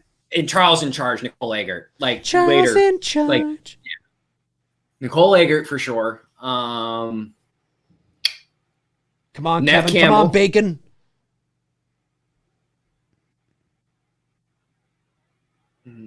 Nev Campbell, you said? Yeah, Nev Campbell, Nicole Eggert, Nev Campbell, not Danielle Harris because her prime was Halloween 4. Sorry, so she's a kid, you know. I mean, well, hang on. Like, I mean, let me extend that. Is the question their prime in terms of their age or their prime in terms of their careers? Because Nev Campbell's still attractive today. She is. So that's. I mean, are we talking their age, like prime of their age, or careers? Scout Taylor Compton, I have a very strong different view on her now. I learned some things about her that just really isn't fucking cool, and I'm not going to bash her publicly like this because would be wrong to do. But I firsthand saw it, and I was just like dumbfounded with what I saw, and it just, to me, I stopped following her because it just really made her look very unattractive. Just not a cool thing to do. I'll tell you after we get off the show. You can tell me off air. Okay, cool. I can tell you off here because I don't know if I'll get any shit thrown my way for throwing her under the bus like this. Because it really, like, I saw what she said, and it's like, wow, that's fucking such a dick thing. And and anytime someone's like that, I don't care how attractive you are. If you're a dick, you lose your attractiveness like fast. You know what I mean? Like, you lose everything about what makes you attractive, no longer attractive. So yeah, trying to think who else I had a crush on, man. As far as like. You keep thinking like, there. Oh, Rachel McAdams. I still would Rachel McAdams. But she's like 30 something. I mean, she's I take her any day. She got a nice ass. She's shown her ass a few times in a few movies. She's very pretty, and she's a good Canadian girl. Canadian. Same with Nev. That's two Canadians. There you go. Telling you, we Canadian girls, man, they bring them good. So yeah, Nicole. Nev, Rachel. I love this. I love the. I gotta say Amy Steele because I love her in Friday 2. So if I'm getting Amy Steele between April Fool's Day and Friday 2, fuck yeah, I'll take that. I still would probably know. Just what the fuck? Why not? Yeah, why not? Why not? She's 85. Who cares? Go ahead, 55. Tony. Do it to me now. Alyssa Milano, no. Alyssa Milano is so far off the deep end now. Like her personality loses her attractiveness. Before, I probably would have said that, but she's just, she's putting her nose where it shouldn't belong and coming down to my state. She doesn't belong in Georgia, and she's starting shit here. And you in California, that's where you need to go.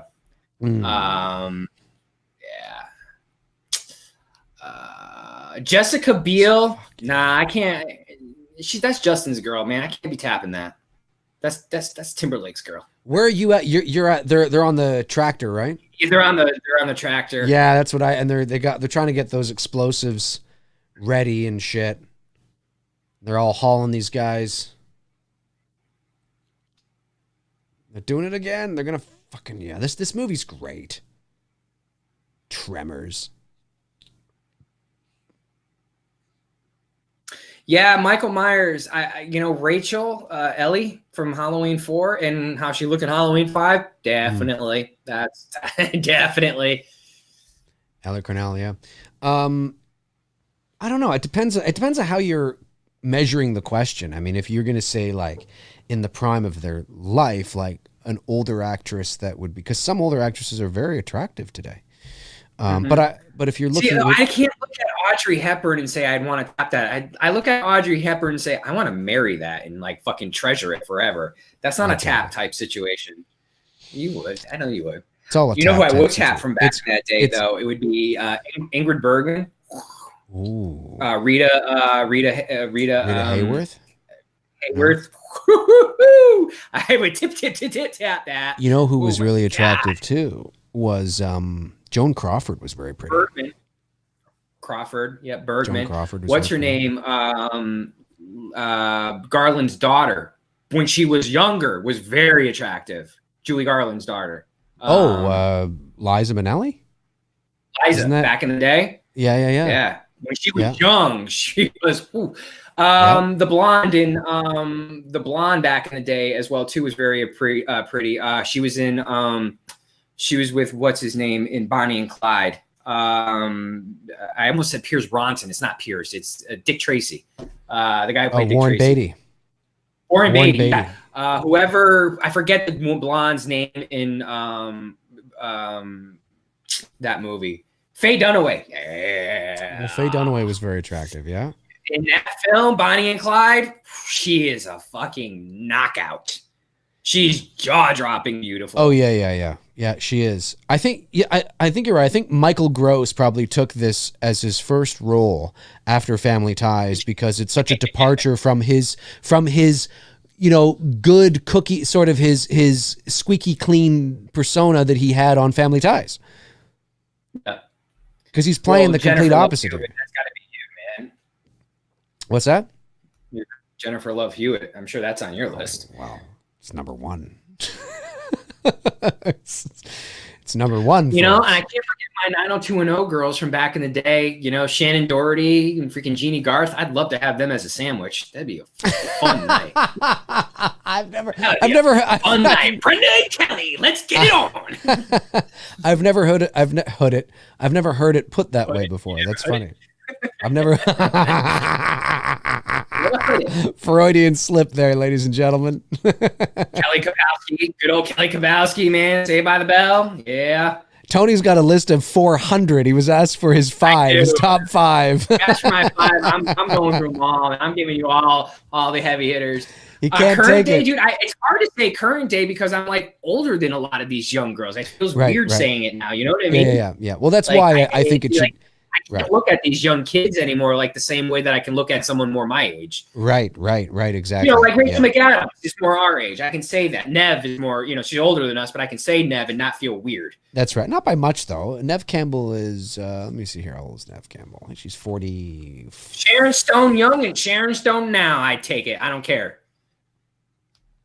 Yeah, she's 46. Sharon Stone, she's 46. Yeah.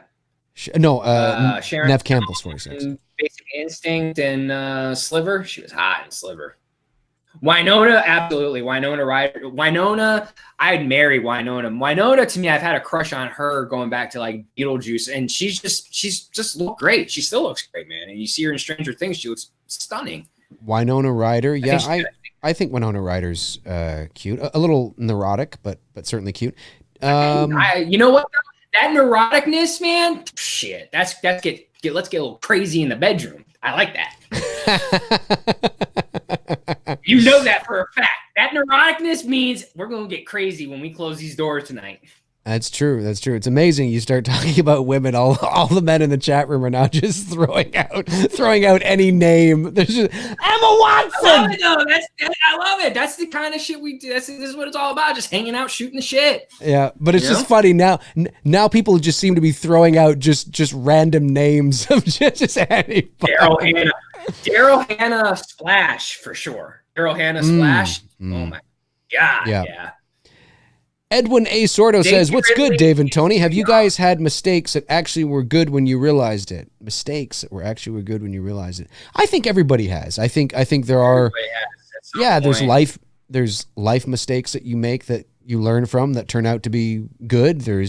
I think everybody does. But you know what? It's actually some people might laugh at the Film Addict's Betty White comment, but actually, when you look at Betty White, heyday, years Betty ago, White, she was pretty. years ago, like back in the 40s and the 50s, she was very attractive, very pretty. Very I got a pretty. book down here from headshots of actors and actresses from, and she's in that in the old studio books that I got down pretty. here. Yeah, she was very pretty. Mm-hmm. Beautiful smile. Poor Betty White. Show now. me She's a that little smile again. Yeah, she's 98, but she's that was Growing Pains. That's all I know for that theme song. Growing Pains with Mike Seaver's best friend Boner. Boner. Somehow the boner gets back into the equation. Which didn't that actor? I think that actor was found to have committed suicide in Stanley Park in Vancouver, if I'm not mistaken. Yeah, very sad. He came up to Canada to end it, which is too bad. Of course, it just doesn't matter where you end it. It's sad no matter what. What's a Tinder? What is that? What's a Tinder? Tinder? Isn't he talking about the dating app? Tinder. Oh, it's a dating app? Dating app. I didn't even know that. No, I am spoken for. Spoken. Don't need a dating app. I am spoken for. He is spoken for. And I'll ask you after the show. I've been spoken for quite a while. Montana Banana, I like that name, says, I love old Hollywood and collect a lot of films. What is your favorite oldest movies you've seen? That's a good question. My favorite oldest movie I've seen. Well, I mean, I love the old, Bela Lugosi, Dracula, and Frankenstein. That's 32 and 33. Yeah. I even watched the original Phantom with the Lon Chaney Sr. with the iconic Phantom fix that we all know that nobody has ever even come close to matching. Just the beautiful, it's artwork. To me, it's artwork. What that guy did and how they changed Lon Chaney Sr.'s face in the Phantom of the Opera. It's the best. It's the best mask. I don't even know. It's art. To me, it's a work of art. It's right. hanging up right behind me. Get it off my wall right now. It's good. I don't know what it would be for me. Probably some movie, and I don't know if I'd go back that far. Probably some movie I've seen in the 40s. Probably there's some great old black and white movies, man. We got maybe I don't know, maybe closer to October or something. We got to get into a monster run and do some of the OG Dracula. Yeah, that would be good. Even just like real like classics like All About Eve or whatever happened to Baby Jane or just like real good old. That'd be great. Sure. Thing from Outer Space. We can go there, you know. Fuck, The Bridge on the River Kwai is a really good movie too. 1960. Macca 525 at Dave McRae at Tony Michael. Top 5 Netflix originals. Love The Ranch. Sucks that it's ending. Love the fucking Ozark. That's actually filmed right up the road from me. Cool. Literally like right up the fucking road. Stranger Things, obviously. What's that? That's 3, right? I'm digging this Aaron Hernandez documentary series, even though that's pretty much a one and done thing. I thought it was well done. If you guys haven't seen it, check it out. But I guess he's referring to like more like a series, like has seasons. So Stranger Things, Ozark, Ranch. Trying to think what else have I watched on there. Because I watch Cheers, that's on there every night, but that's not a Netflix original. No. I don't know. You guys got any suggestions? I think those are pretty much the series that I watch. It's just those 3. I love this too when the monster's head explodes and all this shit flies all over the ride. It's just cool. Flies everywhere. Yeah. It looks great. It Good really it's great. It's probably nothing but just like I don't know, pasta sauce and it's probably just something as simple as that. Yeah. But it's fun. I guess maybe the last one they kill is the one that goes through the wall or something. That's and falls. the Vertigo effect, man, where the camera zooms up on him. That was an iconic trailer clip that they would use as part of like advertisements for Universal movies back in the day when Universal would have like little trailers to their VHS tapes of all their movies and stuff. But that shot of Kevin Bacon's the zoom in of him with Tremors, that was one of the iconic shots that you would see as part of a Universal, advertisement. Right. That's actually a good point. It's actually a good point. He spat it back out. I remember that. Like, oh shit, he spat it back out. I'm not making bacon owner in my mouth, so I'm gonna spit it back out. Yep. Oh, and it lands on all the others. Yeah, so now all the ones they had, it's done. Now what the fuck are they gonna do? Now what do you get? Oh no, they have one left. It's in Bacon Boner's hand. So I got one, man. I got one. I fucking got it. Such a cool looking monster. It is. And the practical on this is so good. I mean, it really is so good. It's better than some of the shit that's out nowadays. Oh, 100%. 100%. Like it is. It's got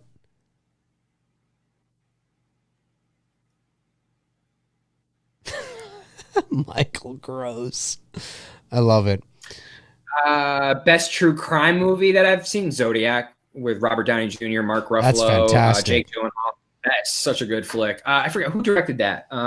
David Fincher. Thank you, Fincher. Yep. Like, I saw his name, and I'm like, and I saw his face, and I'm like, oh dude, yeah. That's one of if you guys have not seen David, if you guys haven't seen Zodiac, and you're a big Fincher fan, then watch Zodiac. Like if you like Seven, if you like Gone Girl, if you like Fight Club, someone just said Seven. Yeah, it's a good flick too. You know. But yeah, that's my favorite true crime because it's obviously, one of my, I love anything on Zodiac. Love reading books and watching docs on it. For sure. We got to do a Zodiac night. We keep saying that. We do. We got to pinpoint and do it. Yeah. Or maybe we should throw up two. Well, Zodiac would probably lose because it's the less, although you never know. Our viewers may surprise us, but it's not a lot of people know about that one. Like if you put Zodiac up against Seven will probably win. Seven will win hands down. Yeah. I'm going to go for it. What are you doing? I'm going to go for it, man. He's going for it. Here we go. He's going for it. Here we go. This is it. He's going to go for it. And he's going for it. And the underground effect here. Oh, it's so good. Oh, it's so great. Look at this. It's so good and so simple.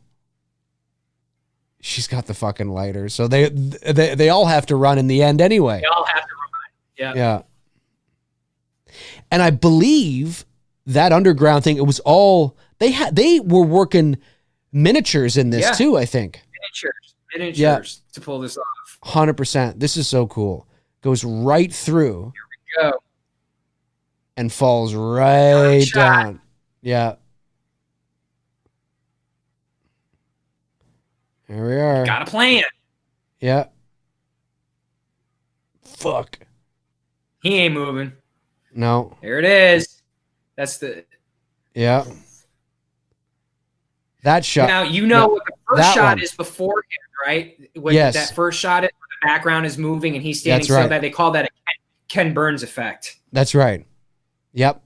Down it goes. Oh. You know what they did, right? They were like, all right, let's just fill this shit up with as much junk as we can and 100%. Throw this shit off and that's it. Yep.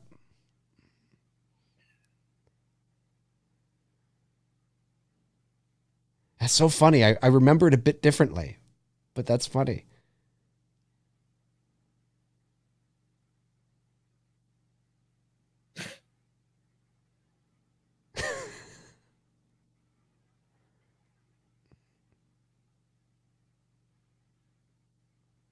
So what's the storyline for, because aren't there like 7 or 8 Tremors? Like, I mean, how long can this fucking go on?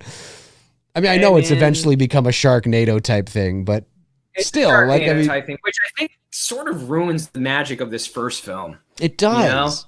It does. Because this first film is so good. Yeah, it's kind of like, how do you, like, I mean, what, like, it must be so ridiculous. Here it comes. I have that camera. That's right up Smile. there. Good old classic Nikon. You want to get naked? That's what she's saying. That's what she's subliminally telling him. Look, let me hide the pictures of the girls. Did Earl ever come back in any of the later sequels? I think he did. Or was it just Someone Michael correct me if Gross? I'm wrong. I no, I think he does come back. I know Jamie Kennedy's in a couple of them, right? Is there a Tremors TV series? That I don't know. Not sure. Part 2, Cody said he's only in part 2. Earl's That's right, in he is part in part 2. 2. Earl's He in is, part that's 2. right. That's fucking hilarious. Kevin Bacon was on to bigger and better things. Has Kevin Bacon ever done a sequel to anything? I think he has. Has he? I don't know. What was that one he did a few years ago where he was like that sort of that bad cop? Remember he pulled over those kids or something? He was like a dirty cop. What the hell was the name of that movie? The chat room will know. He plays like this guy. He's like he's not a very good cop. Chat room will tell me. Going for a damn PhD. Yeah. Cop Car, it's called. Cool. Car. Okay. Okay. Yeah. I don't know wanted if to he's see done that. sequels. That's a good question. I don't know if he's done any sequel. I mean, he might have been a part of a sequel that he wasn't a part of the original. Yes. Yeah. Maybe. But I know they did Footloose too, which is a fucking joke that they did that. Oh, they did. There it is. Yeah, the cast. Reba. There's Reba soon. His name's Valentine. I forgot about that. Valentine and Earl. Do some two-stepping. Do some country boy two-stepping now. I like Reba. I don't mind. She's on my country mix. I throw her on occasionally. Reba's good. Reba's good. Oh, you're breaking up there, Tony. Let's see if we can get you. Let's see if we can. We're breaking up. No, you sound good, but your video is a little choppy. So let me see if I can. What happened to your video? I'm going to. Can you still hear me? Yeah, you're good. Okay, 1 second. I'm going to get rid of you. Wait. Yeah, Jerron the Man. This is going to sound out of left field, but have you guys ever seen She's Having a Baby? Yeah, that's a good classic. That's an 80s Kevin Smith movie, right? Who's the girl in there? She's having a baby. Oh. Elizabeth McGovern. Oh, Yeah, you never seen that movie? No, I've never seen that movie. It's it's not like a great movie, but it's all right. It's all right. No, I've never seen it. Oh, we're back. Bit of a hiccup there. That's what happens sometimes, folks. All right, we'll take some questions. I can go for another 15 minutes or so, and then I got to skedaddle because I got to get some work in here, some VO work in the morning, so my agents are happy. But let's take a few questions here, and that was fun, man. Tremors is fun. I like that movie. Oh, absolutely. A lot of fun. Dominic Fiorenturo, hey guys, what old black and white movie would you want to see remade now with today's technology? I don't know, like none. Unless it was a good throwaway movie that didn't really do well that none of us know about. I just, when it comes to the old classic stuff like, On the Waterfront, Maltese Falcons, Angels with Dirty Faces, all those old Bogart, Cagney, Brando, Audrey Hepburn, Katharine Hepburn type movies like Casablanca. Like, no, you don't need to touch those movies. They don't need to be touched. They're great the way they are. Even the old Bela Lugosi, Dracula, Carlos Frank, Mummy, all those movies. Christopher Lee's, well, his was color. But the point is, they don't need to be remade. Now, if there's, I think we talked about this not too long ago. If there's a throwaway film that's in the archives of Hollywood that nobody knew about that has a good story that could be revamped, that would be fine. Yeah. Yep. I agree with that. Classics, do you think? Sorry, say again? The classics? Like, I wouldn't touch them. No. The classics, no. I mean, there's probably some older films that you certainly could do, but off the top of my head, I mean, I don't know. It's hard to say. There's something special about those old black and white films if they're really good. I mean, I can't think of any off the top of my head, but there probably are a few that that you could, oh yeah, that would probably, because maybe the subject matter is more relevant today than it was, 70 years ago, or maybe it's just as relevant again. I mean, it's hard to, I'm not suggesting we make Psycho again. We don't, but I just realized the other day that it is the 60th year anniversary of Psycho this year. 60 so that means we're doing years. something. We're doing something. I don't know what, but we got to do something. I hope, yes, we do. Yes, 100%. I hope they don't remake anything or anything like that. I mean, crap. Well, we did that once already, and we saw how that went. Well, that's true. Yeah, 1998, Vince Vaughn. I like Vince Vaughn, but did not like that. Nah, I wasn't a big fan of that either. Let's see here. Michael Myers says, do you think we'll see Michael Myers as pure evil if he killed that baby? Do you think we will see Michael Myers as pure evil if he killed that baby in Halloween 2018? Do you think I think it's a kind of phrased the question wrong. I think wrong, yeah. Do you think Michael, well, I think at the end of the day, look, I think, Michael is pure evil. And people say, well, why didn't he kill the baby? Well, because the baby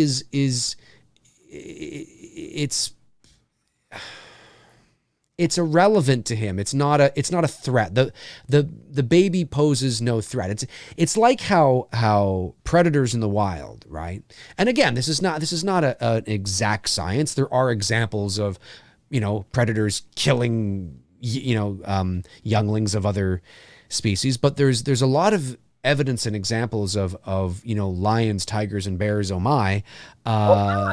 Not actually harming the younger, whether it's a cub or whether it's a human baby or whatever it is. Like, you look at how even your own dog at home reacts around a new baby that's brought into the environment and things like that. And I think just at the end of the day, I think it's just to show that Michael is I've always believed, because of the evidence that is presented, that Michael is an instinctual predator, and he's not making conscious, complex decisions necessarily. He's acting mostly on instinct. And I think when he walks into a room and he sees a baby, it's just not, it poses no threat to him. It's not something he desires to do or to touch, or, he finds it curious maybe, and that's about it. That's sort of how I see it. Now, you could take it a step further in the literal sense and say, why don't we see him kill a baby? Well, probably because it would be too hot for TV, as the old 90s saying was. I mean, it's kind of like, I don't know if that's appropriate to see Michael killing a baby, or even allude to the fact that he's murdered a baby. But I tell you, it'd be fucking wild if he did. Can you imagine? Ooh, with the outrage culture, yeah. He picks up a baby. He picks up a baby, and it gets real intense all of a sudden. That'd be pretty crazy, man. Frank Riker sends in a super chat. Thank you, Frank. Says it's the 75th anniversary of the Libertarian of Auschwitz. Do not mean to be a bummer. No, not at all, Frank. You're absolutely right.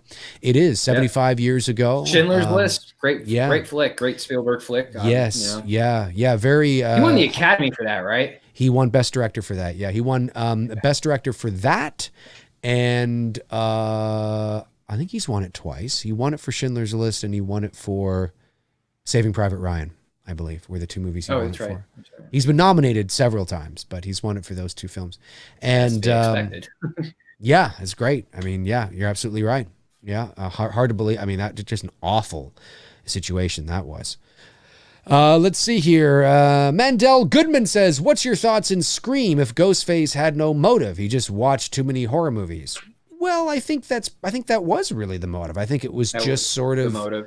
Yeah, it was just these two teenagers that were sick and twisted and wanted to live out a real life situation. They were twisted and sick, and they got their kicks and their shits and giggles out of actually walking through this fantasy. I mean, there's a lot of, and you actually, if you watch any of those like 2020 shows or Dateline NBC or anything, like, there's actually been stories throughout history where we've seen things like that. I mean, look at the Slender Man thing, years in, what was it, like how many years ago now, that poor girl that was almost murdered by her friends because of Slender Man. Do you guys remember that? Right. Does the chat That's right. remember that? Yeah, I remember that. Yeah, Right? yeah. The Now that poor you're girl. talking about that, I remember seeing the documentary on that. Yeah, they lured her into the woods. That was fucked up. Awfully fucked up, you know, and that like that right there, people in this world. fucking crazy. Now, Scream obviously is a bit of a satire, and it's a spoof and a shtick, and you know it's all in good fun because it pokes fun at the horror genre. But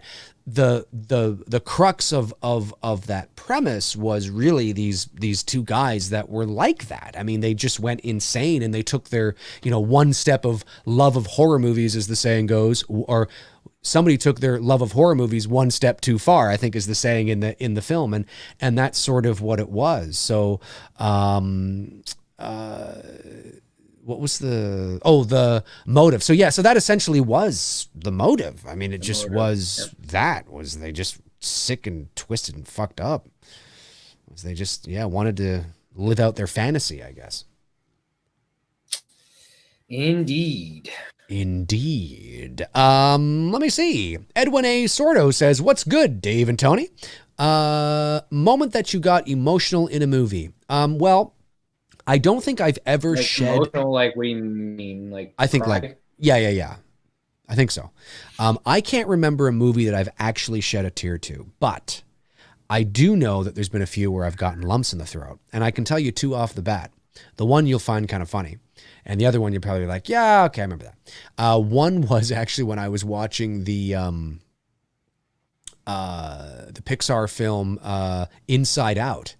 I got to admit that made me a little like, oh, this kind of, you know, got the old lump in the throat at the end of that movie. And then my earliest recollection that I can remember is when I was 15 and I was watching Forrest Gump.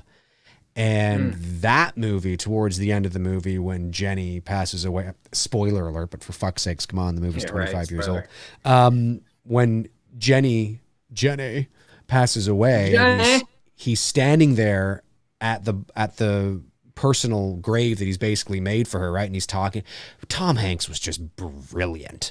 I mean, he just was fucking brilliant. And I remember at 15 years old being like, oh, but I've never actually broken.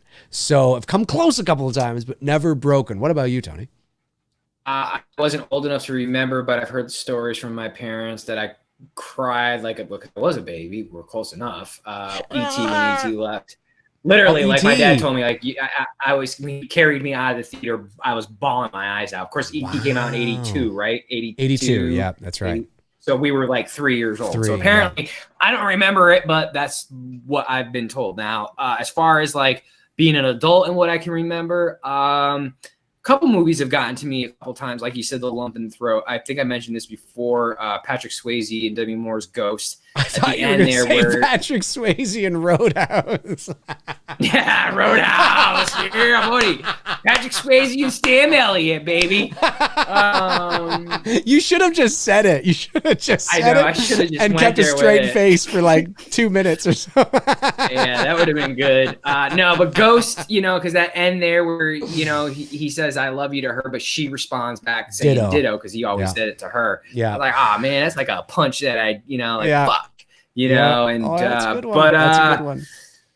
Schindler's List, we just talked about it. Schindler's List is very fucking hard to watch because you know it's true. You know what you're watching. Just it sucks. You know that it's just unfortunate that other human beings did this to other human beings, and it's a different type of lump in the throat. Sure. I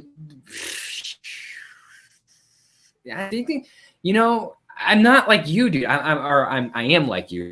Like you, meaning I don't get. There's not too many movies that can really get to me. Right. There's moments that like kind of give me a little bit of an excitement, you know, like that was really cool. I can get energized from, but nothing like like I seen The Notebook. Everyone's like, "Oh, dude, you're gonna get all weepy when The Notebook." I saw that shit. I'm like, it's like basically the ending of fucking Titanic with the two old people on the bed and the water rising up. Same fucking shit. Two people on the, you know, I mean, it's a sad movie, but fucking Rachel McAdams is hot, so that's the only reason why that movie's even somewhat decent. Yeah. I'm looking around here and trying to see some of my old movies on. Is there any Mannequin? Fucking Mannequin. He just wanted his girl, man. That is a good song from Starship comes on. That's fucking, good. We can live this dream together. Yeah, okay, I can't. That's good. That's good. I gotta admit, that's good. Benny and June. Even that movie, kind of puts a little lump in my throat because it's a cute comedy movie. Benny and June with Johnny Depp. If you haven't seen that, it's a good '90s comedy. Frank Reichert movie. Just said one, which I think I might have choked up on that one. Marley and Me, the one with Marley and Me. Yeah, that was good. Gilbert Grape. Someone said Gilbert Grape. Yeah. There's some good ones in there. That was good. Definitely good ones in there. Say Anything when Cusack's got the boombox in your eyes. Right? Peter Gabriel. Yeah. Your eyes. Yeah, that was good. That was good. Envoy says, Wolfman's Got Nards was talking last week of Aaron the podcaster possibly still being alive and if he could return. Thoughts on that? Well, I guess it's possible. I guess. Who's Aaron the podcaster? Oh, the Aaron the podcaster. He's a superhero. No, he's the investigative journalist in Halloween 2018. The guy that Michael killed Aaron I was actually. You thought you were talking about like Aaron the podcaster. Well, yeah, because isn't Joe Rogan didn't they stop YouTube's not broadcasting his podcast anymore? No, because he didn't post one today, and I think they canceled him, dude.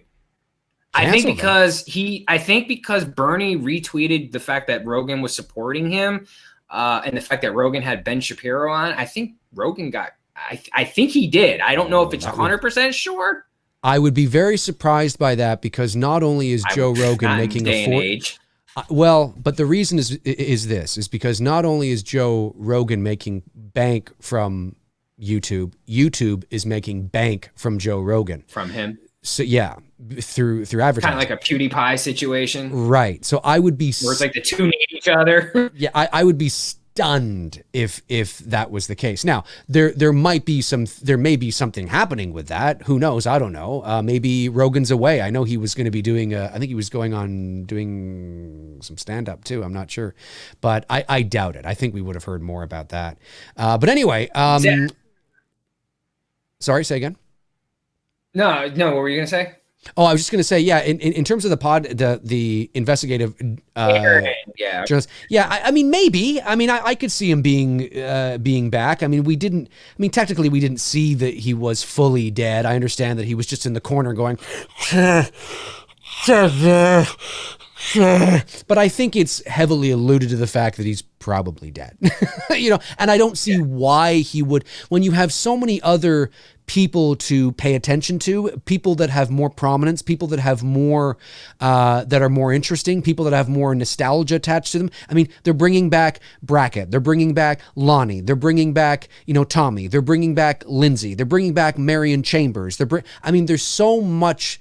And then you got Karen and Allison as well that they have to continue to develop. So not only do they have to introduce old characters that you've seen and loved before and find out where they are at this current time, they have these other, characters that they need to continue to develop. I just don't see any room for Aaron. I just don't, and I don't think I think he served his purpose. He was a utility player that served its purpose, and I think that's it. So no, I don't think he'll be back. I don't think so. I'd be shocked, and why? At the end of the day, I just don't understand why. Super chat from Nick says, ever see Michael J. Fox's horror comedy, The Frighteners? Yes, that was directed by Peter Jackson. Yeah. I was just talking with my mom about this a few days ago. I think it was an interview I saw MJ on not too long ago, or MJF. And it was his wife's releasing a book, and it sucks.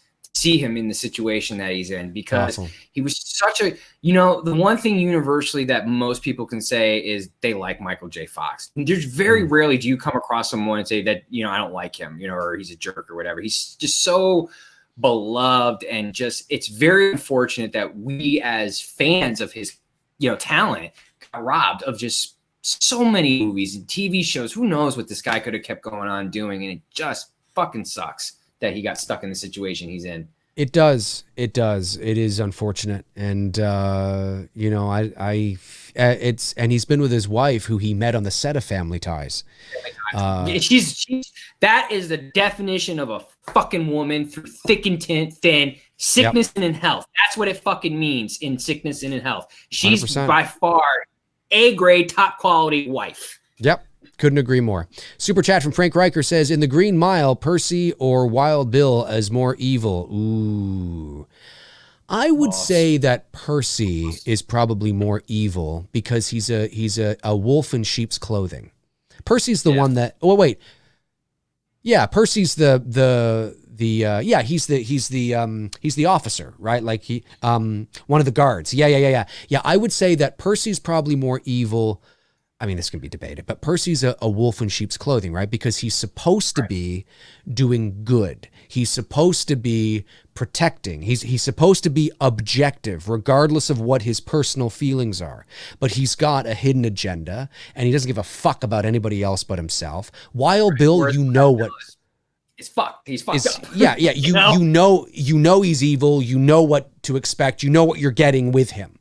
So there's no surprises really with Wild Bill. With Percy, it's like, whoa, hang on a sec here. Percy's so I would say Percy.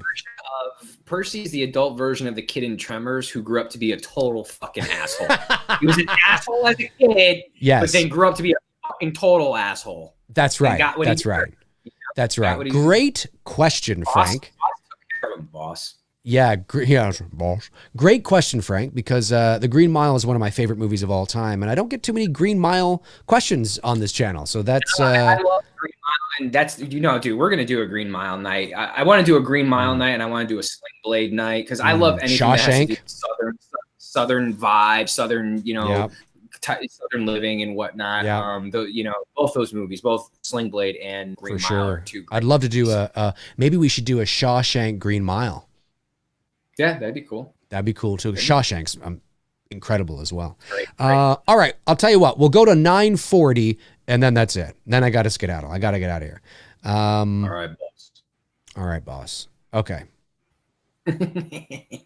All right. By the way, I know someone keeps asking a Halloween Kills question. I think Dave is avoiding it out of respect for me because I have avoided reading anything and whatnot. And I think it's more or less he might not want to answer that question because I know Frank said to respond to someone. So I don't know if you're purposely avoiding the question out of respect for me because I don't want to know or talk about anything with Halloween Kills. No, but I actually didn't see the question. What's the question?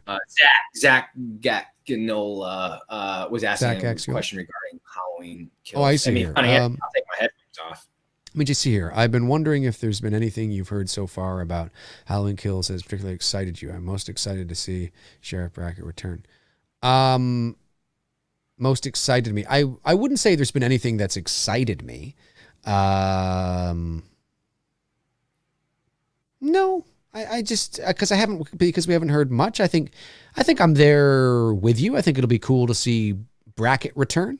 I think, yeah, Marion as well. It's just kind of because we know so little. I would say that's I feel the same way. I haven't heard anything other than that. That has excited me or that's got me curious. Whatever. Cuckoo. Let's see. Cody Snyder says he got his brain smashed. Okay, you're talking to somebody else. Yeah. All right. Let me see. Wayne Downey says Frank Darabont knocked out of the park with those two. Frank Darabont is a director that I wish would direct more movies. Now, there's obviously reasons why he doesn't, but Frank Darabont, in almost everything he touches, is gold. I mean, he directed The Shawshank Redemption, which I believe was his feature film debut. Amazing. One of the greatest movies in the history of motion pictures. And then he directs The Green Mile. Incredible. Then he directed which I haven't seen in a long time, but I remember thinking it was all right. Was the 2001 film The Majestic with Jim Carrey. Right. And then he goes on and he directs 2007's The Mist, which is just awesome. And he's not a filmmaker that you see. Now he's been directing a lot of television over the years, but Walking Dead. He did some Walking Dead. Yes, he did. He did some of that. He also, I believe, wrote a draft of Elm Street 3 Dream Warriors. I think he was attached to that as well at one point years and years ago. You're right. I think a lot of people were attached to that. A lot of people were attached to that. Yeah. I wish, and I wish George Lucas didn't have but Frank Darabont wrote a script for what eventually became Indiana Jones and the Kingdom of the Crystal Skull. Frank Darabont actually wrote a script separate from that for Indiana Jones 4. Harrison Ford loved it. Spielberg loved it. Lucas didn't. So you definitely know it was good. And I was like, God damn it, are you fucking George. Right? But George, you know, it's his production company that was helping to produce it. He's the creator of Indiana Jones, and you know, we can bash on George all we want, but without George, there'd be no Indiana Jones. So I mean, but it's just like, really, George, really, you give us fucking this with skulls and aliens, and I'm the first to say it actually that the alien aspect of Kingdom of the Crystal Skull was actually the least of its problems. There's far more issues with that movie than that. Although that might be one of the problems that you could have done a solid film around that if they had done other things. But anyway, yeah, too bad. Good old Frank Darabont, man. Brady McCarthy. Favorite Myers actor besides Nick Castle? Well, I do love me some Dick Warlock. Tricky Dicky. He's good. There's always room for Dick. Always room for Dick. Always room for being a dick. I actually, and this is going to shock a lot of people, I actually like him more than I like Wilbur. Dick Warlock? I like, over Wilbur. Oh, I know. It's like, everyone looks like, well, you love Halloween 4. Yeah, I love Halloween 4. But as far as Michael goes, right, I like Dick Warlock for George Wilbur. So then actually after that would probably be James Jude. After Castle, it'd go Warlock and then James Jude. And then after that, I like Tyler. I do like how Tyler portrayed Maine, how he betrayed Michael. Wow, he betrayed Michael. He betrayed him. God, he betrayed him. But I did like the portrayal of Michael. So after that would be him. And then following him, you're at the shit end of the litter. I guess George Wilbur, because I do love Halloween 4. It's my favorite sequel. The guy in 5 sucked. The guy Resurrection. John Shanks. Although I love The Mask and Resurrection, I do love Brad Laurie. Brad Laurie, I think was Michael in Resurrection. H2O, fucking no. Halloween Instant Rection. Instant Rection. Yeah, it's just like, you know, you kind of get to that end. It's like, I don't know. It's like, it's tough. But yeah, as far as I'd say the core 4, you know, I would say it would be Nick, James, Dick, and Tyler. What about you? As far as core 4, would you say that? Well, favorite is Nick. I think probably followed by Dick Warlock. Although that might have more to do with nostalgia than anything else. And then James Jude Courtney, and then probably George P. Wilbur, I would say. But George P. Wilbur from 4. 4. Yeah. Not 6. In 6, he was a little rotund in 6. I think Michael had been eating a lot of Chinese food in the basement of that Thorn cult. I think so. Well fed. He was. All right, folks, that's going to do it for Tony and I on episode 54 of Two Dudes and Some Bullshit. We want to thank you guys for joining us here on the show. 54 tonight. We should have done it. We didn't do it. We'll do it eventually. We'll do it on 154. Interesting what we're going to do on episode 666. Ooh, that's probably a few years away from now. But episode 69, everybody just get on Pornhub. Hey, if you want to follow me on my socials, they're right below my window there, my Instagram and my Twitter, and Tony Michael's Instagram is on his right below his window. That is definitely going to do it for us. We'll be back next week on some more Two Dudes and Some Bullshit. Episode 55 next week. Tony and I will put up a poll, and then you guys can vote on that and let us know what you guys want to watch. That's right. Exactly. But yeah, in the meantime, and in between time, we will talk to you guys soon. Thanks for tuning in. We're out of here. Everybody saying cheers. Cheers, cheers. That's right. Right. Yep. R.I.P. Kobe. Yep. Take care, guys. Have a great night. We'll be back next week, and I'll be back tomorrow morning, 11 o'clock a.m. Eastern Time for episode 10 of McRae Live. Episode 10. All right, that's us. Cheers. Good shit.